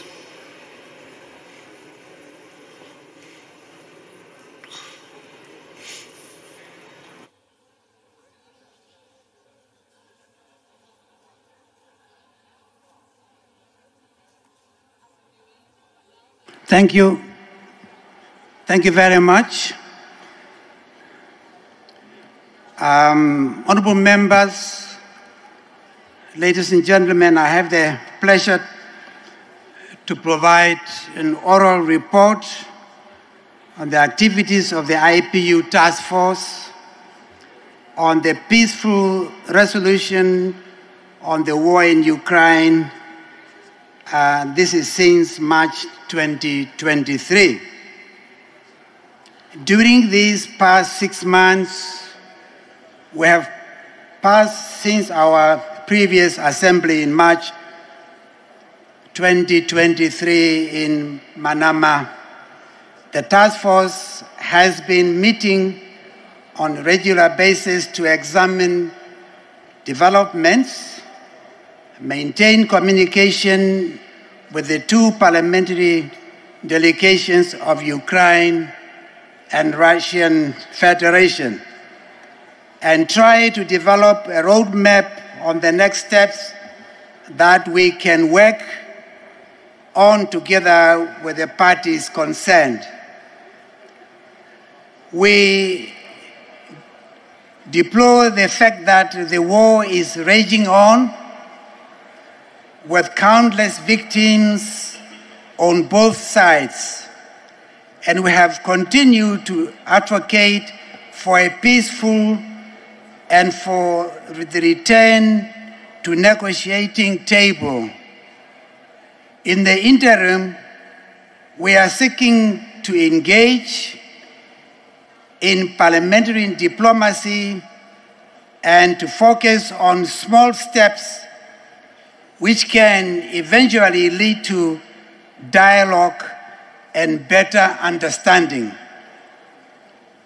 In particular, we have identified a few humanitarian issues to focus our efforts on, and they are, I will list them: nuclear safety, food security,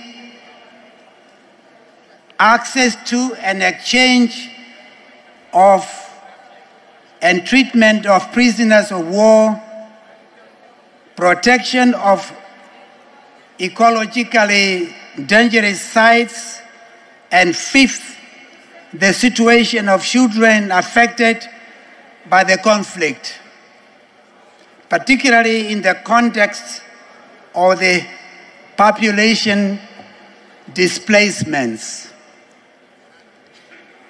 Any progress in these areas could result in a small win that builds confidence and constitutes small steps towards the peaceful resolution of the war in Ukraine. Even if peace talks are not a possibility right now, a lot can be done to alleviate human suffering. So, for the time being, that is our focus, to alleviate human suffering and achieve small wins that can be stepping stones towards a bigger gains. We are parliamentarians, after all, so we are responsible for representing and protecting people. Ladies and gentlemen, I want to go further with particular reference to our current meeting here in Luanda. The task force met in person during this 147th IPU assembly and held hearings with both the delegation of Ukraine and that of the Russian Federation.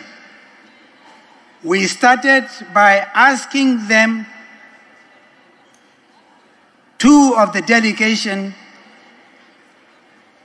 two very simple questions. Question one, which of the 5 humanitarian issues that I mentioned earlier is more likely to elicit your Parliament's cooperation? That's question one. Question two, how can the task force support you to achieve positive humanitarian outcomes in any of these 5 areas that I mentioned earlier? After productive discussions, the task force concluded that both delegations seemed most keen to engage on the issue of children. Henceforth, as a medium-term goal, the task force decided to focus its efforts and continue consultations with both delegations on that particular subject. The task force also agreed it should give itself more engagement options, such as conducting bilateral meetings between individual task force members and the warring parties. Each member brings to the table a unique set of connections and insights that hold potential to unlock new avenues for dialogue. To this end, we welcome the Speaker, Stephanie de Hoos of Belgium, as a new member of our task force, replacing the Honorable Arda Gekens of the Netherlands. We have started with a new additional member, and so far we are extremely delighted that we can continue our efforts as mandated by the IPU. In terms of the next steps, part of our discussions with the 2 delegations focused on the importance of meeting in person and between IPU assemblies. Both delegations agreed that extensive consultations in more favorable setting were required to make progress. We need a conducive environment that will help us to find each other so that we can address this critical issue in a much more meaningful way, given the support and cooperation from the both delegations of the 2 countries. As such, we very much hope that it will be possible to hold in-depth and in-person discussions with both delegations at the IPU headquarters in Geneva in early 2024. With the support of experts and specialized UN agencies that could be brought in to assist us in this important undertaking. Ladies and gentlemen, we hope to have some progress to report back to the Council at our next assembly in 2024. I conclude the oral presentation and hope for your understanding and support for this important assignment that has been given to us.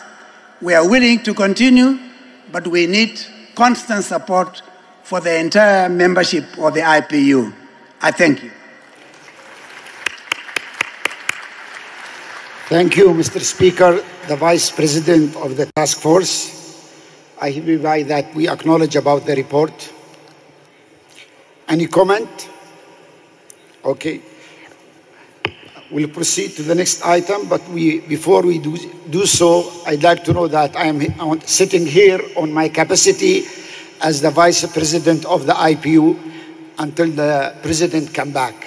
And I'm not sure if he will come or not.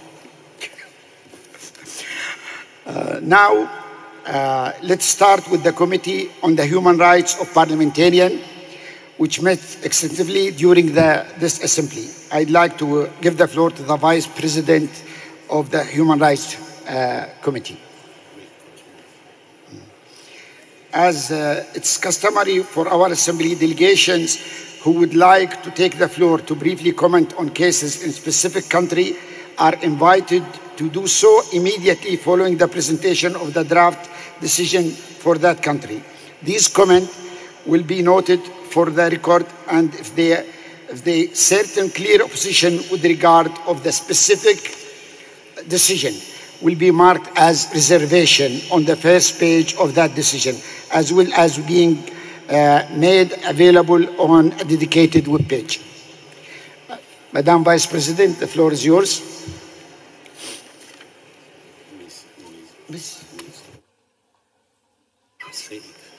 Ms. Odhiambo, the floor is yours.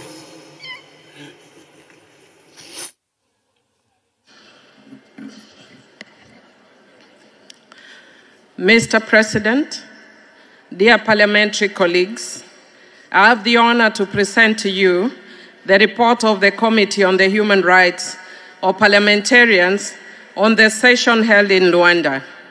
As usual, I will present the cases in alphabetical order per region. I will start with Africa, and just want to say that I am actually pleased to be presenting this report when Africa is presenting a president and a woman president. I will start with the Democratic Republic of the Congo. The committee examined several cases in the Democratic Republic of the Congo, including 3 new cases. I would like to thank the Congolese delegation for the information provided during its hearing with the committee and for its willingness to welcome a mission to the DRC after the presidential elections. The committee reviewed the new case of Mr. Cherubin Okende, an opposition member of parliament who was found shot in the head in his car. The committee is appalled at this murder, and in light of the information given during the hearing, we are confident that the means employed by the authorities to conduct the investigation will reveal in the coming weeks who is behind this crime. The committee also examined the case of Mr. Kabund, another opposition member of parliament. He was sentenced to 7 years in prison for criticizing the head of state. The committee is concerned at the severity of Mr. Kabund's sentence for exercising his right to freedom of expression. The committee calls on the authorities to strengthen the protection of this fundamental right by aligning the laws on offenses constituting defamation against the head of state with international human rights standards. Lastly, the committee examined the new cases of Mr. Sakanyi and Mr. Mushok-Bekwa, 2 parliamentarians whose parliamentary mandates were arbitrarily invalidated for absenteeism despite medical certificates explaining their absence. The committee takes note of the information submitted by the authorities and calls on the National Assembly to provide a copy of the report of the special committee tasked with reviewing cases of absenteeism.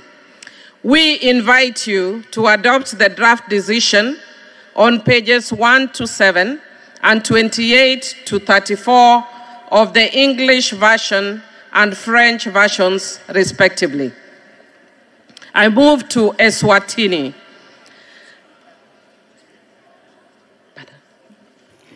Any comment related to this section of the report? No? Okay. The decision is adopted.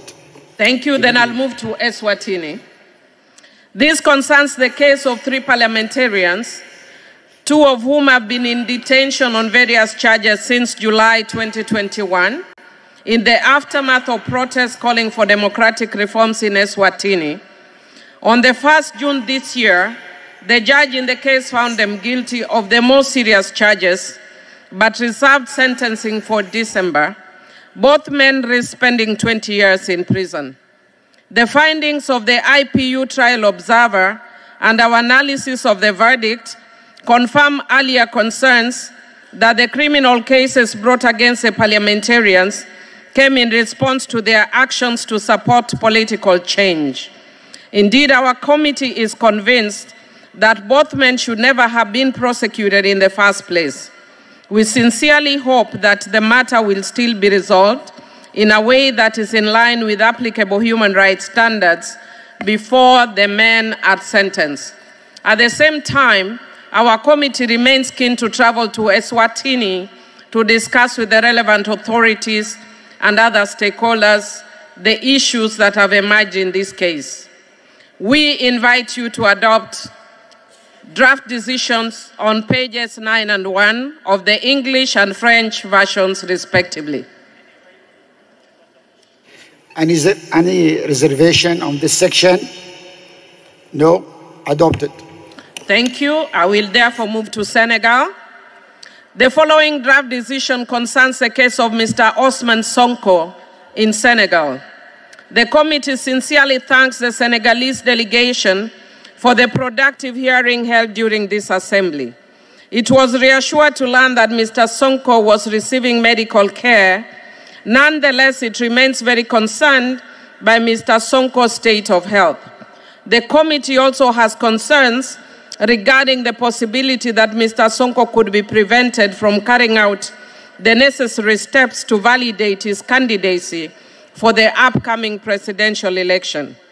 The committee wishes to send a delegation to Senegal as soon as possible to visit Mr. Sonko in detention and to be able to settle this case in a satisfactory manner.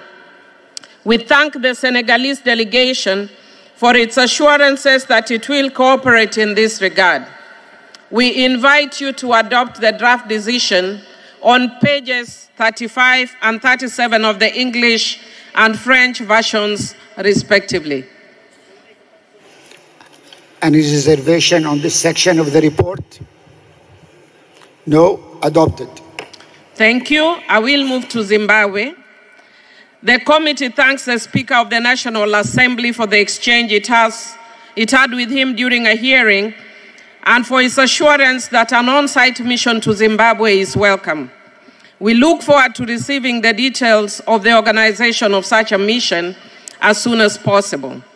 However, the committee is concerned by alarming reports about the rapidly deteriorating health of Mr. Job Sikhala, a seasoned parliamentarian of the Citizens Coalition for Change opposition party, who has spent more than a year in a maximum security prison over a speech he made in June last year. You have before you the report of the IPU trial observer who attended some of the court proceedings in this case. His findings confirm allegations that Mr. Sikhala's rights to a fair trial are being violated, including his right to bail. The observer highlighted several breaches of due process and concluded that there was no evidence to support the verdict that Mr. Sikhala was guilty of obstructing the course of justice. The committee deplores the fact that the continued arbitrary detention of Mr. Sikala made it impossible for him to practically exercise his right to take part in the 23rd August elections. The committee urges the authorities to free Mr. Sikala at once and to ensure that all his rights are respected. The committee received a new complaint from 23 parliamentarians from the CCC or CCC party, claiming that speakers of both houses had revoked their mandates in an arbitrary manner. It alleges that the speakers acted on a fraudulent letter from an imposter claiming to act as the interim Secretary General of the CCC while ignoring all communications coming from the CCC parliamentarians. The committee believes that these 23 newly elected opposition parliamentarians should never have lost their seats in Parliament and calls on the authorities to consider modifying this procedure to ensure that all members of Parliament can carry out their mandate freely. We invite you to adopt the draft decisions on pages 43 to 46 and 45 to 48 of the English and French versions, respectively. Mr. President. Any reservation on this section of the report? No. Adopted. Thank you. I will move to Asia. I'll start with Myanmar.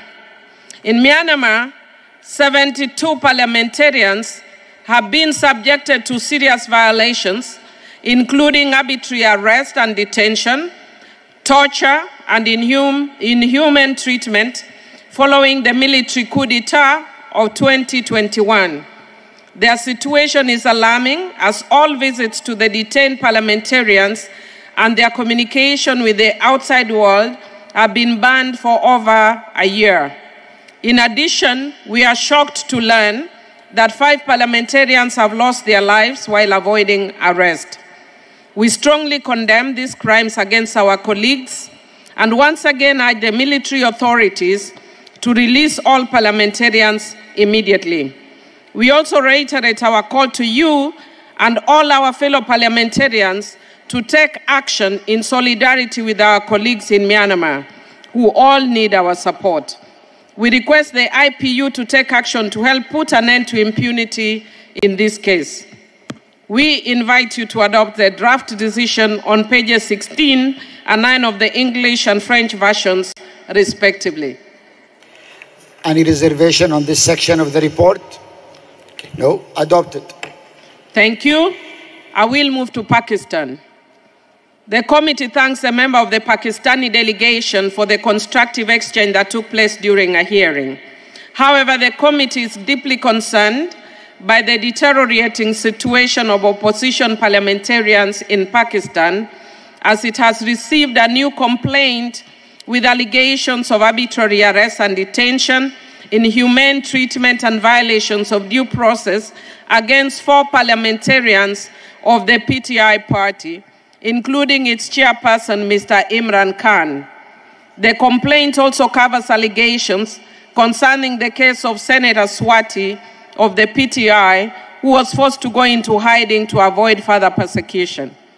The committee is troubled by allegations that military and intelligence authorities use threats and acts of intimidation and infringe the right to privacy of PTI parliamentarians who remain loyal to their party or are critical to the authorities, and that such pressure ceases as soon as they change their affiliation.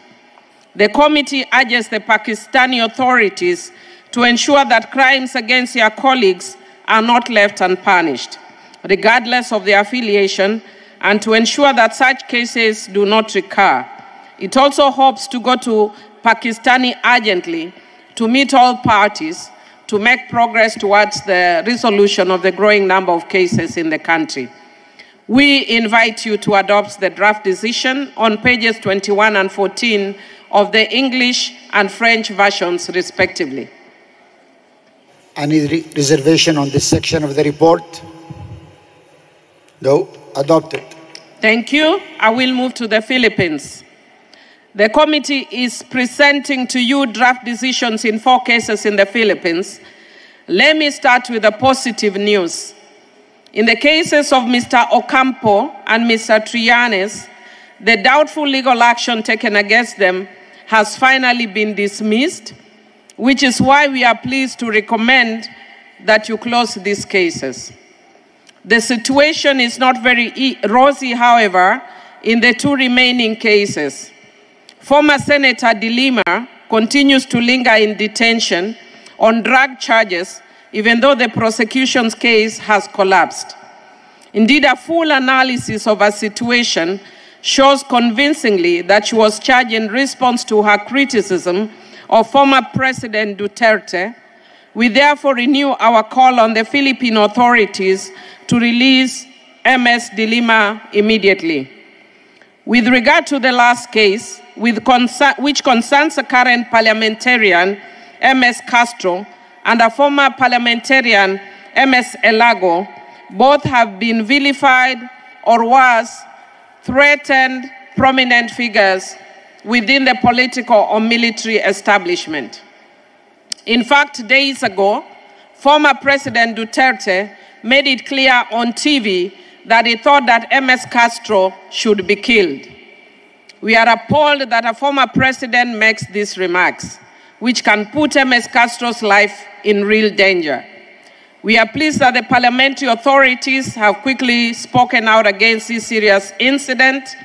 We trust that they, along with the judicial authorities, will take all further steps that may be required. We invite you to adopt the draft decisions on pages 25 to 32 and 18 to 25 of the English and French versions, respectively. Any reservation on this section of the report? No. Adopted. Thank you. I will move to Sri Lanka. The committee presents to you a draft decision regarding the assassination of 4 Sri Lankan parliamentarians. They were murdered between 2005 and 2008 at a time when Sri Lanka was facing a civil war that pitted the government against a Tamil insurgency. The pursuit of justice has significantly advanced regarding 2 of these murders. However, this is not the case for the assassinations of Mr. Parara Jashigam and Mr. Rajirav, who both belong to the Tamil National Alliance. The committee is convinced that further steps can and should be taken to find and punish the culprits of these 2 murders. We believe that these steps should be part of a comprehensive approach by the Sri Lankan authorities, including Parliament, to put in place stronger mechanisms of accountability to address the serious crimes committed to Sri Lanka in the past. We invite you to adopt the draft decision on pages 39 and 41 of the English and French versions, respectively. Any reservation on this section of the report? No. Adopted. Thank you. I'll move to the MENA region. I'll start with Iraq. The committee undertook its first mission to Iraq in August this year to promote a satisfactory resolution of the case of former Iraq parliamentarian Mr. Ahmed Al-Alwani. On behalf of the committee, I wish to warmly thank the Iraqi authorities, particularly the parliamentary authorities, for receiving the mission and facilitating its smooth conduct, including a meeting with Mr. Al-Alwani in person. The mission report that you have before you calls for the immediate release of Mr. Al-Alwani in light of the flawed legal proceedings and the abuses he suffered in the early stages of his detention, and urges the judicial authorities to lift the death sentence passed against him. The committee also calls on the Iraqi authorities to end impunity by immediately investigating Mr. Al-Alwani's allegations of torture and holding those responsible accountable. The committee will continue supporting the Iraqi authorities' efforts in promoting a satisfactory solution of Mr. Al-Alwani's case and hopes that he will be released soon. We invite you to adopt the draft decision on pages 13 and 6 of the English and French versions, respectively.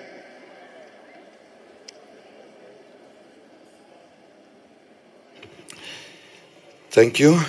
I will ask the floor if you may adopt the recommendation. No opposition, no abstention. Then? Thank you, Mr. President.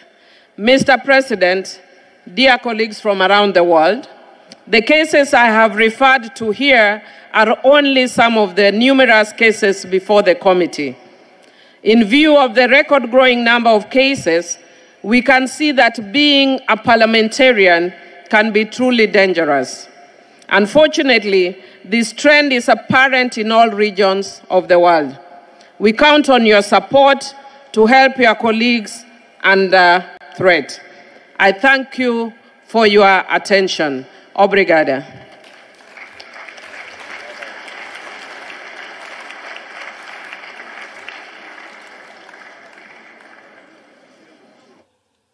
Thank you. The decisions were adopted. I will ask the Secretary General. We are now going to the, allow me, because I went out of the meeting of the Governing Council, to the elections, to the Human Rights of Parliamentarians Committee. And so we have 3 candidatures: Mrs. Rael from Switzerland, Mr. Wong of Malaysia, and Mrs. Brosas of the Philippines. I will ask the Secretary General, because I think we need to vote, but may you give us the process, how we should do it. Thank you, Mr. President. Mr. President, as announced today, there is 1 vacancy on the Committee on Human Rights of Parliamentarians, and Governing Council has to elect someone, a member of parliament, to fill that vacancy. We have received 3 candidatures from Mrs. Fielman Rael of Switzerland, Mr. Wong of Malaysia, and Ms. Brosas of the Philippines. So as you can see, we have 3 applications for 1 slot, and I do not know whether there has been any development since we prepared this note. Mr. President, in the event that the 3 candidates maintain their candidature, the Governing Council is required to proceed to a vote in order to decide on one of the candidates. And normally, the rules say that the Governing Council, for such cases, shall vote by show of hands. Unless someone asks for a roll call vote, or you, Mr. President, you decide to have that roll call vote. We would suggest, in view of the time that has transpired so far in the Governing Council, you may wish, Mr. President, to invite your colleagues to proceed to a vote by show of hands. And if that's the case, then my colleagues are on standby to do the counting of the delegates as they show their hands, members of the council as they show their hands, so that we can count those votes and proceed to taking a decision on who fills that slot on the Committee on Human Rights of Parliamentarians. Mr. President. Thank you, Mr. Secretary General. So the first thing we needed to understand is that if the 3 candidates maintain the wish to run for this position, because otherwise, if you have just 1, it's easier. So I will ask Switzerland if you maintain.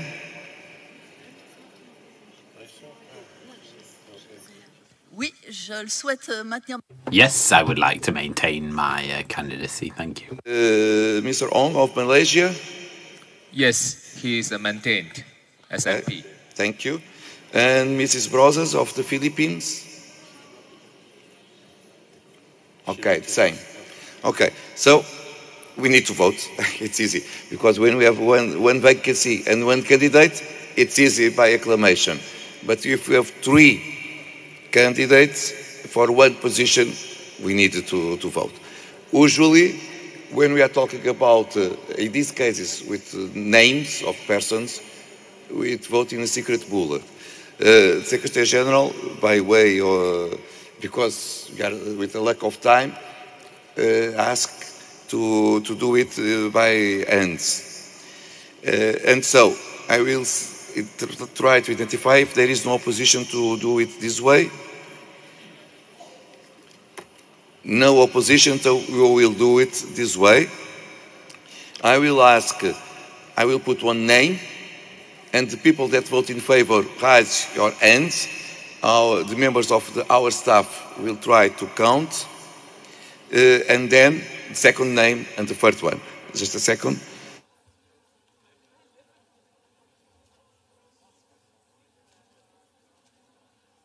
Excuse me, President. Here, Chile. Chile. Is it one vote per country or 3 votes per country? How is that going to be? Okay, thank you. I will try to confirm it with the Secretary General. Yeah, it's the same procedure as you did for the roll call vote. Hello? Yes, can you hear me? Yes. Yes, it's the same procedure as you did for the roll call vote. So delegates who have gender balanced or have gender inclusive delegations have 3 votes. Those that are just singles gender delegation will be entitled to 1 vote. So my colleagues will be on the lookout for that. Thank you. A point of order. A point of order. Who is asking? Seychelles.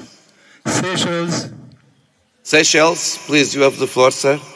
I would also like to have a geographical balance. So if we could quickly confirm who are the other members on the committee, it would help us with the vote. Thank you. Very pertinent question. Just a second.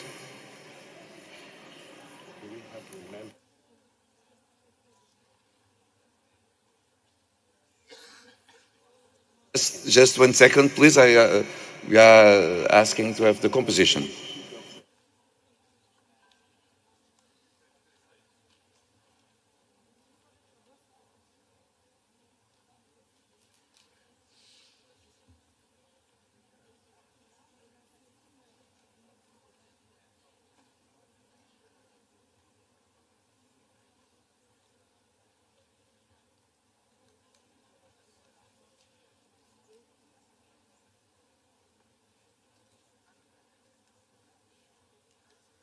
Secretary General, please. Thank you. I am informed by my colleague that the current composition of the committee is as follows: 3 representatives from Africa, 3 from Asia, and 4 from 12+. Is that correct, Rohier? The chair of the committee? Yes? I can't hear you, Rohier. Come down. Asia, there's only 1 person right now. Not 3 from Asia right now.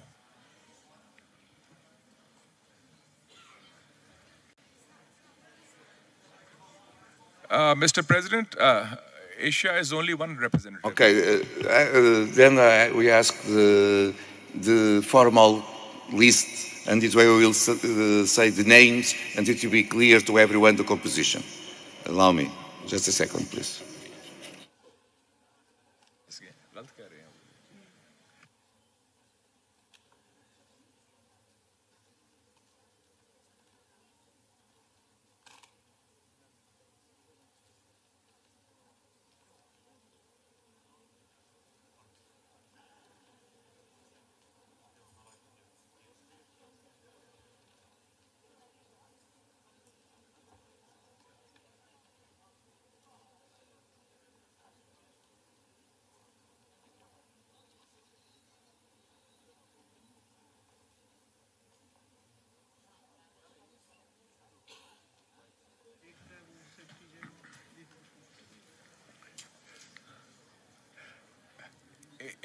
Asia currently only has 1 representative in the committee.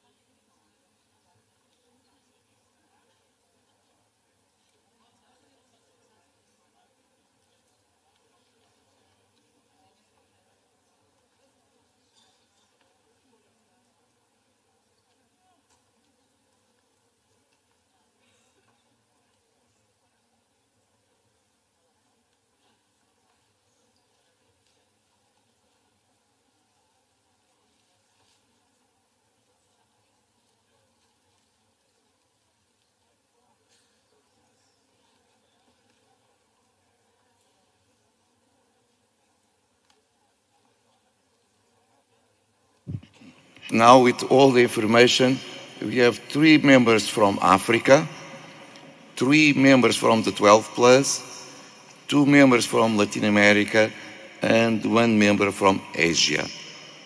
So it is the final and formal composition of this board.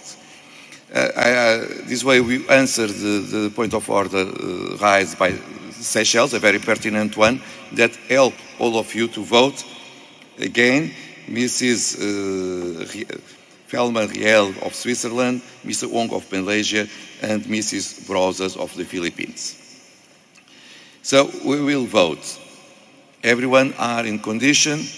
So first one, we will vote in favor, then second, last one. So, in favor of Mrs. Felman Riel of Switzerland, who is in favor, raise your hands, please. And I ask our members of our staff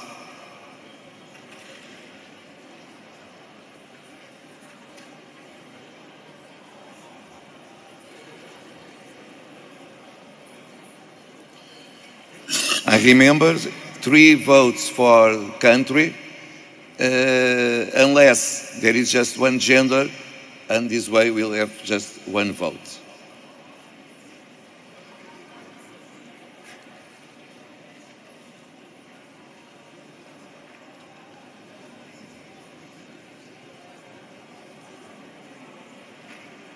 Here and up, I don't, as well. There are members of the IPU staff on the balcony, try to identify the votes.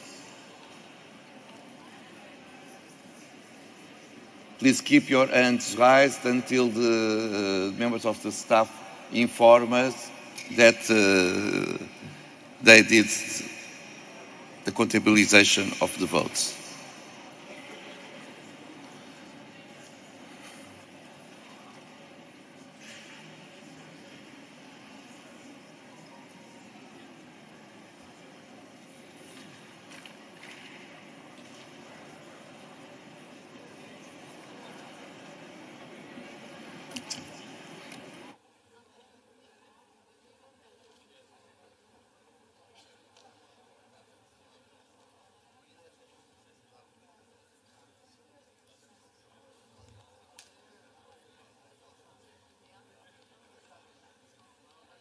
Is it okay? I am asking the members of the staff from this side. Yes, it's done. From this side, I see the message from our staff. From this side,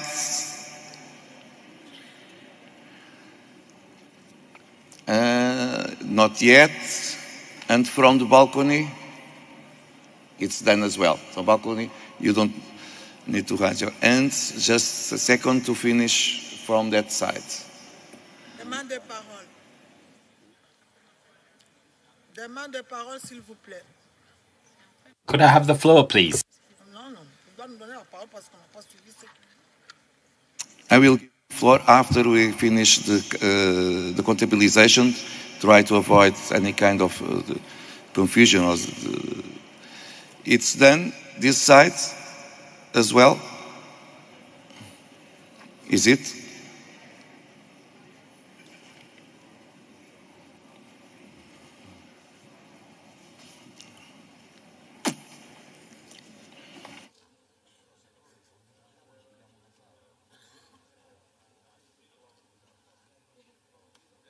The middle is done as well, sorry.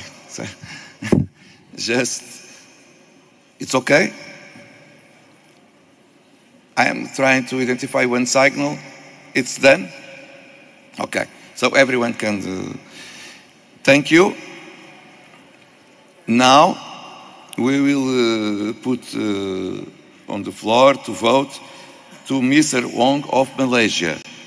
Who vote in favor, please raise your hands. And the members of the staff will do the contabilization.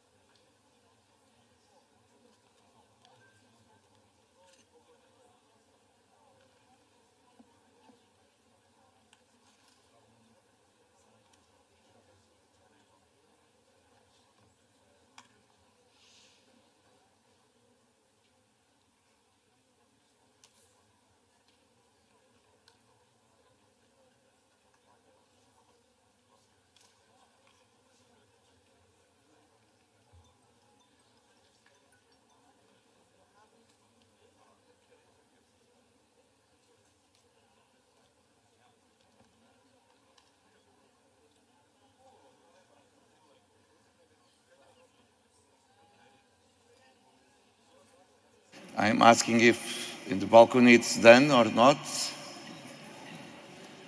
Not yet. Okay, from this side it's done. From that side as well. In the middle as well. Thank you. I'm waiting for the balcony.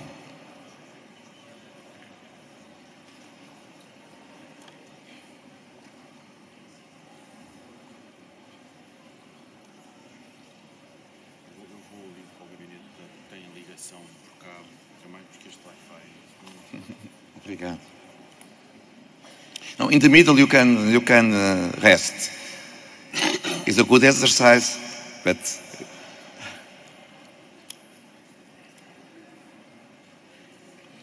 balcony as well. It's done as well. Thank you. So everyone votes. Now, Mrs. Brosas of the Philippines, who is in favor of Mrs. Brosas. May you raise your hands, please?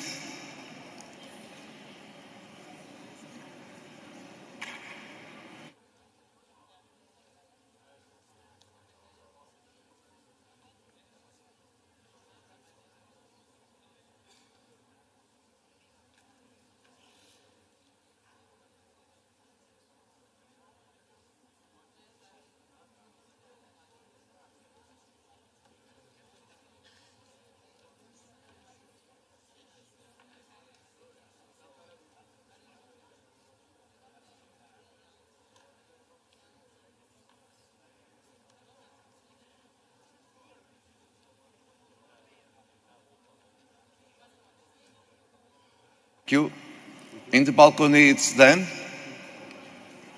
Thank you. On the floor, the register is done as well.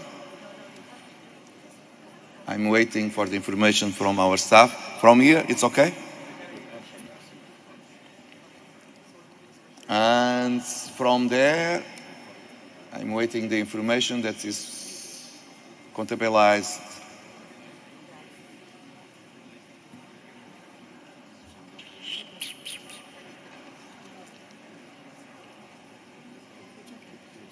It's okay. So it's okay. Also, thank you for your efforts. Yes, exactly. Is it possible to have the results? Who is giving us the results? Who is giving the results?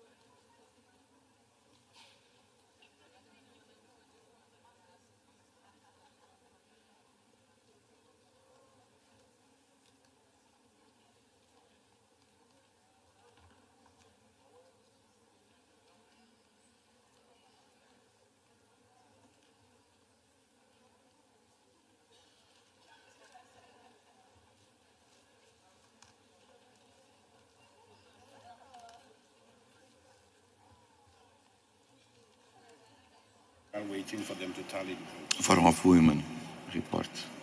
Yeah. Okay, dear colleagues, they will take some minutes, if you allow me, because we try to go ahead. We can go to the point 14A, the Forum of Women Parliamentarians report. And for it, I will give the floor to Mrs. Cynthia Lopez Castro. Yeah, is that her? Or the... No, So, the Mrs. Marquette. No, but they have to resolve. Wait, we have...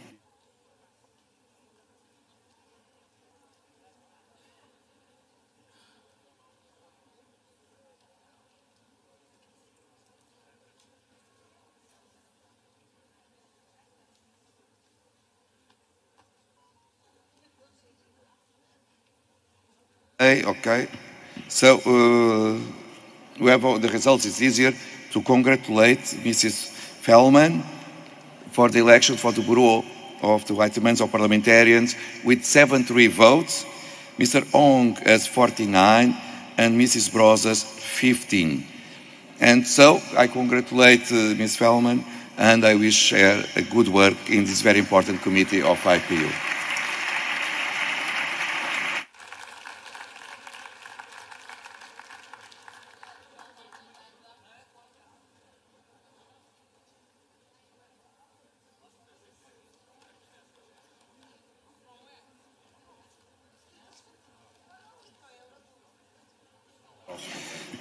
Allow me, we should follow with different reports. But I understood that the team that was on the counting of the votes to the presidential election ended their work. And so I prefer to interrupt the reports, to give the results, and to understand if we need a second round or not. Because how we manage our work depends on that. If we have just one round, if we don't need a second one, after the announcement, we will ask the winner to use the floor, of course, to say some words. And I will ask all members that wish to congratulate the winner to do it maybe outside our assembly, because we need to go ahead with our agenda. And if you have a huge confusion inside the room, it will not be easy. And later on, we will not go home tonight. I'm waiting the results. I don't know if the candidates are in the room. All them? Okay. It's important to have all the candidates inside the room for a question of transparency. And we don't know who will be called to if it's done.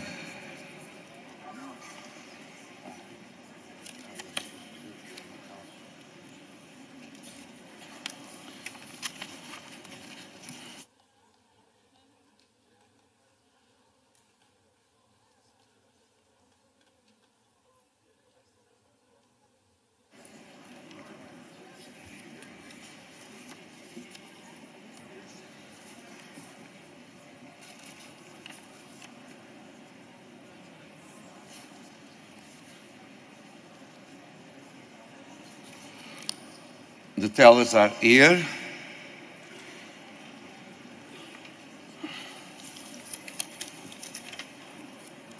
Mrs. Eriksson and the speaker Aldajur. Thank you for your task. Thank you. Thank you.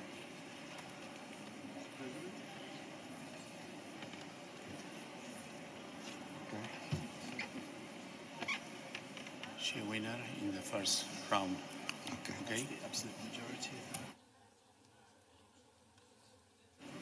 Dear colleagues, the figures that we obtain with representatives of all the candidates are the following. Number of bullets, 303. It means that the majority, absolute majority, was obtained with 152. The first candidate, Mrs. Canote, obtained 59 votes. The second one, Ms. Ara, obtained 61 votes. The fourth candidate, Ms. Agi, obtained 11 votes. The third candidate, Mrs. Tulia obtained 172 votes.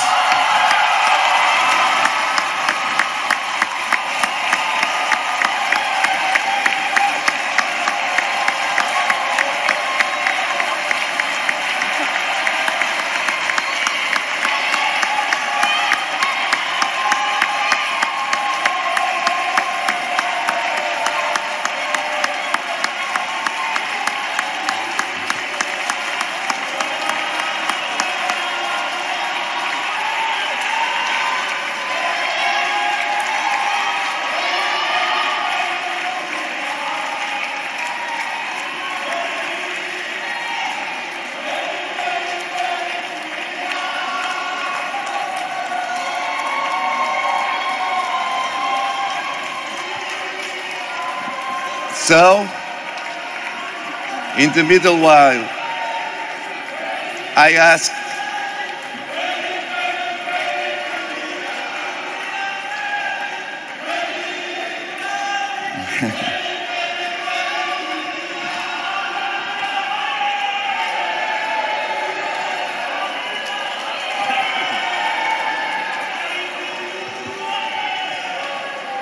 Thank you, dear colleagues. I am asking, now I need to declare elected Mrs. Tulia as President of IPU. And I invite the new President, please, to come and to address the members of the Governing Council. And again, thank you to all the 4 candidates. It was very important to have more than one candidate. It was very important to have 4 women running for the presidency here in Africa. Thank you to all of them for the mission you did it also to the IPU and to the women in power in politics.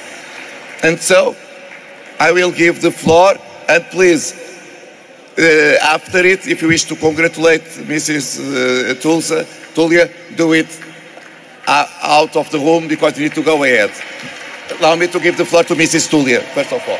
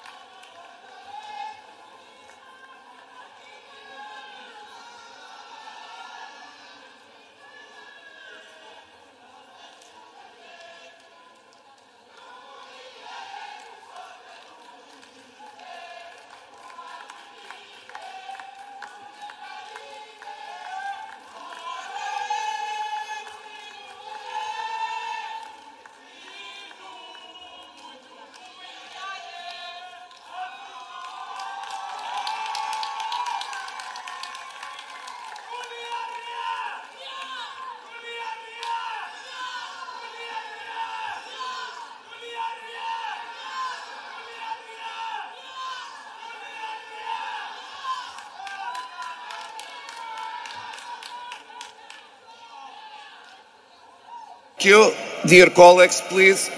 You need to create conditions, especially the supporters of Mrs. Tulia,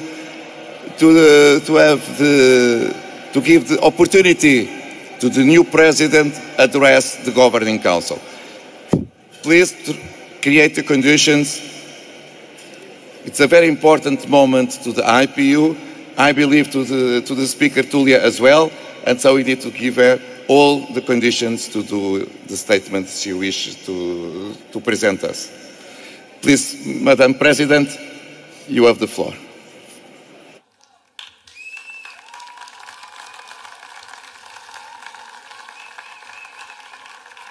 Thank you. Thank you. I am very humbled. Thank you so much. Honorable Duarte Pacheco, well, he's still president until he hands over president of the IPU, and Martin Chugong, Secretary General. Dear colleagues and friends, I am overwhelmed. I am overwhelmed with gratitude. Thank you for the confidence you have bestowed on me by electing me the IPU president. I accept this position with all humility, while recognizing all the responsibilities that come with it. I congratulate the outgoing president, Mr. Duarte Pacheco, and the IPU Secretariat for organizing a well-organized and coordinated 147th IPU Assembly in Luanda, Angola.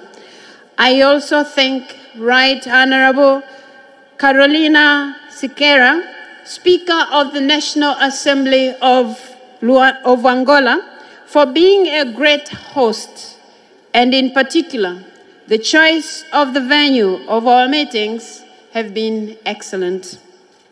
I am indebted to the unwavering support from my president, Honorable Dr. Samia Suluhu Hassan, and the government of the United Republic of Tanzania, which is represented here today by the Minister of Foreign Affairs and East African Cooperation, Honorable January Makamba. Thank you so much for coming to represent Her Excellency.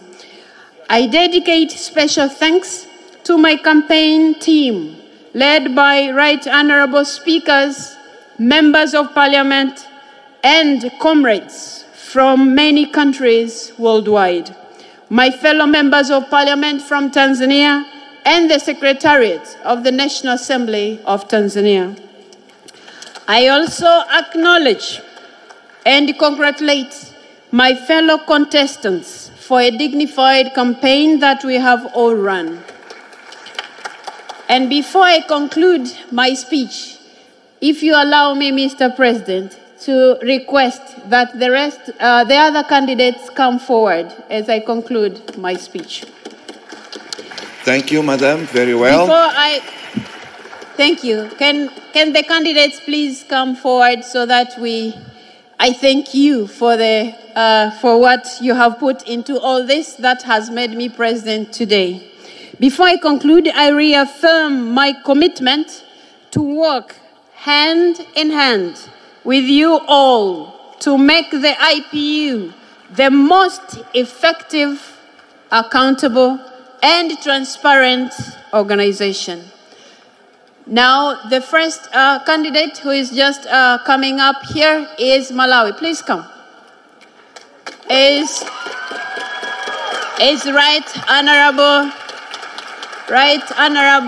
Catherine Gotan Hara, Speaker of the National Assembly of Malawi.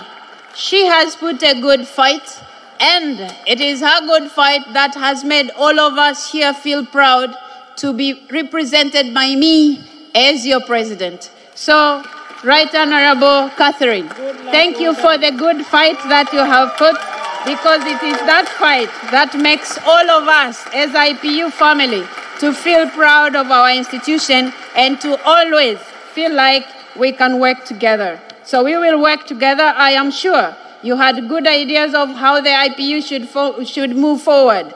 I will need those ideas so that we propel the IPU to greater heights. Thank you so much for putting up a good fight. Congratulations. Thank you. Thank you. Okay, I don't know if Senegal is already here. It's coming. Oh, she's coming. Okay, is Somalia already here?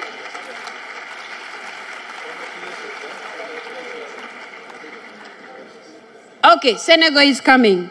As she's coming, because I don't want to waste much of your time, Mr. President, let me also talk about her. She has also put in a good fight, which has brought us all here. We have had a chance to know most of you delegates. It's because of the fight that has been put forward by these very able women. If this fight wasn't there, we wouldn't probably have reached out to all of you the way we have done. So this is an opportunity as the IPU family to move forward together, having done this.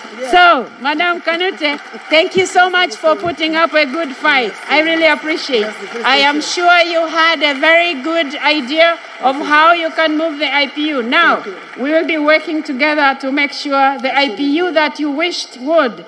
Me, as your sister, will make sure your ideas work as well. Thank you. Thank you very much. Thank you. Thank you. Okay, Somalia is almost here. Thank you so much for putting up a good fight as well. And I believe the IPU family have had a chance to know these very able 4 women from the African continent. But since a chance was only for one, I have been elected to represent all of you. I am sure I'm going to make all of you proud, Somalia inclusive. Please come up here, and thank you for the good fight that you had put in. Thank you so much. You kept saying you have good ideas how to move the IPU further. Exactly. We will be consulting you so that we work together to make sure our IPU is a better place, but also it's a voice for everyone in the world. Thank you. I'm so happy that East Africa is. Thank you. Thank you. Thank you so much. Thank you. Mr. President, thank you so much for the opportunity, and I'll finish by saying you are outgoing president, yes, but you will always remain the president of IPU. And under my leadership, I will be consulting you a lot because you have been there, and the rest of the presidents also who have been there. So I need your ideas to make sure IPU moves forward. Thank you so much for your service, and thank you so much for overseeing this election that has elected me as president of IPU. Thank you so much, Mr. Pacheco. Thank you so much, Mr. Duarte, my friend. Thank you. Now to you delegates, I started by saying I am humbled and overwhelmed by your support. Let me pledge to you, whatever it is that I said I will do for the IPU, I will do just that. Trust me. Now, without wasting much of your time, I would like to say thank you so much for bestowing upon me this honor. I take it with all humility. I will do justice to IPU. Thank you so much. Merci beaucoup. Obrigado. Gracias. Shukran lak. Asante sana.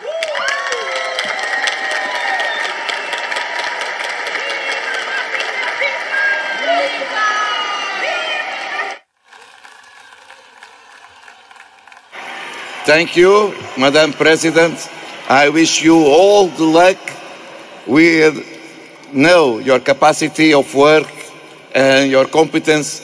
It is not easy, never, to a president of IPU, but I will wish you all the luck, and IPU as a great president, a woman from Africa. Congratulations, Madam. And now we need to come back to our agenda. I knew that it is a very important moment, and so this way I will ask Madam President if you can receive the congratulations in the corridor, because we need to go to the next report. I was calling on that moment when we received the information that is possible to announce. I received the information that is possible to present the report of the Forum of Women Parliamentarians, and so I will give the floor to Mrs. Malaquias from Angola to present the report. Again,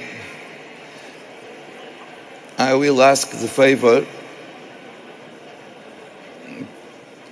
to our president, elected president, okay. Thank you, Martin, to our elected president, if it is possible, and I ask the escort if they can help Madam President to be outside of the room to receive the compliments from the different delegations, because I wish to give the floor to Mrs. Malaquias. I was in the bureau. No, it's not you. It's not me. Okay. Okay. Because someone tell me and I was running.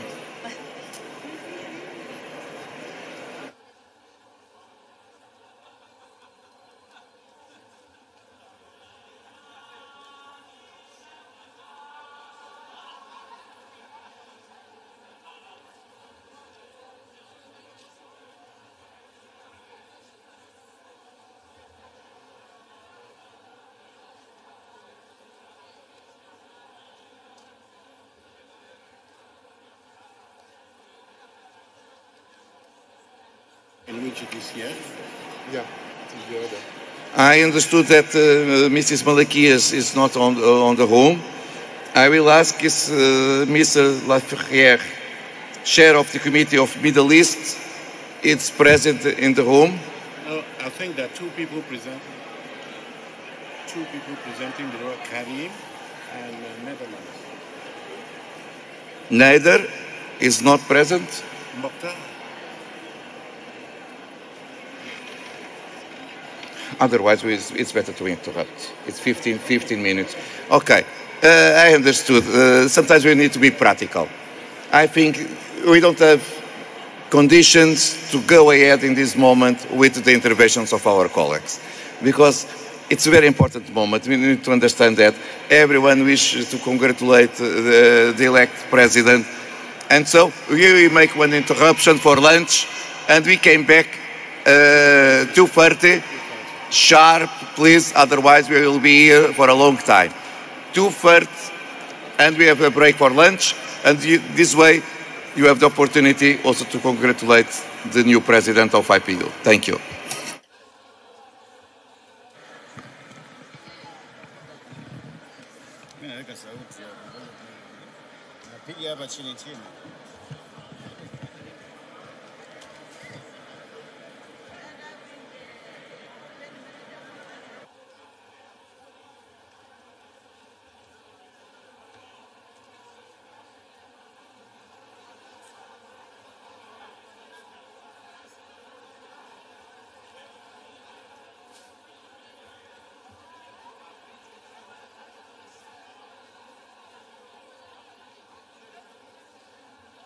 Recording stopped.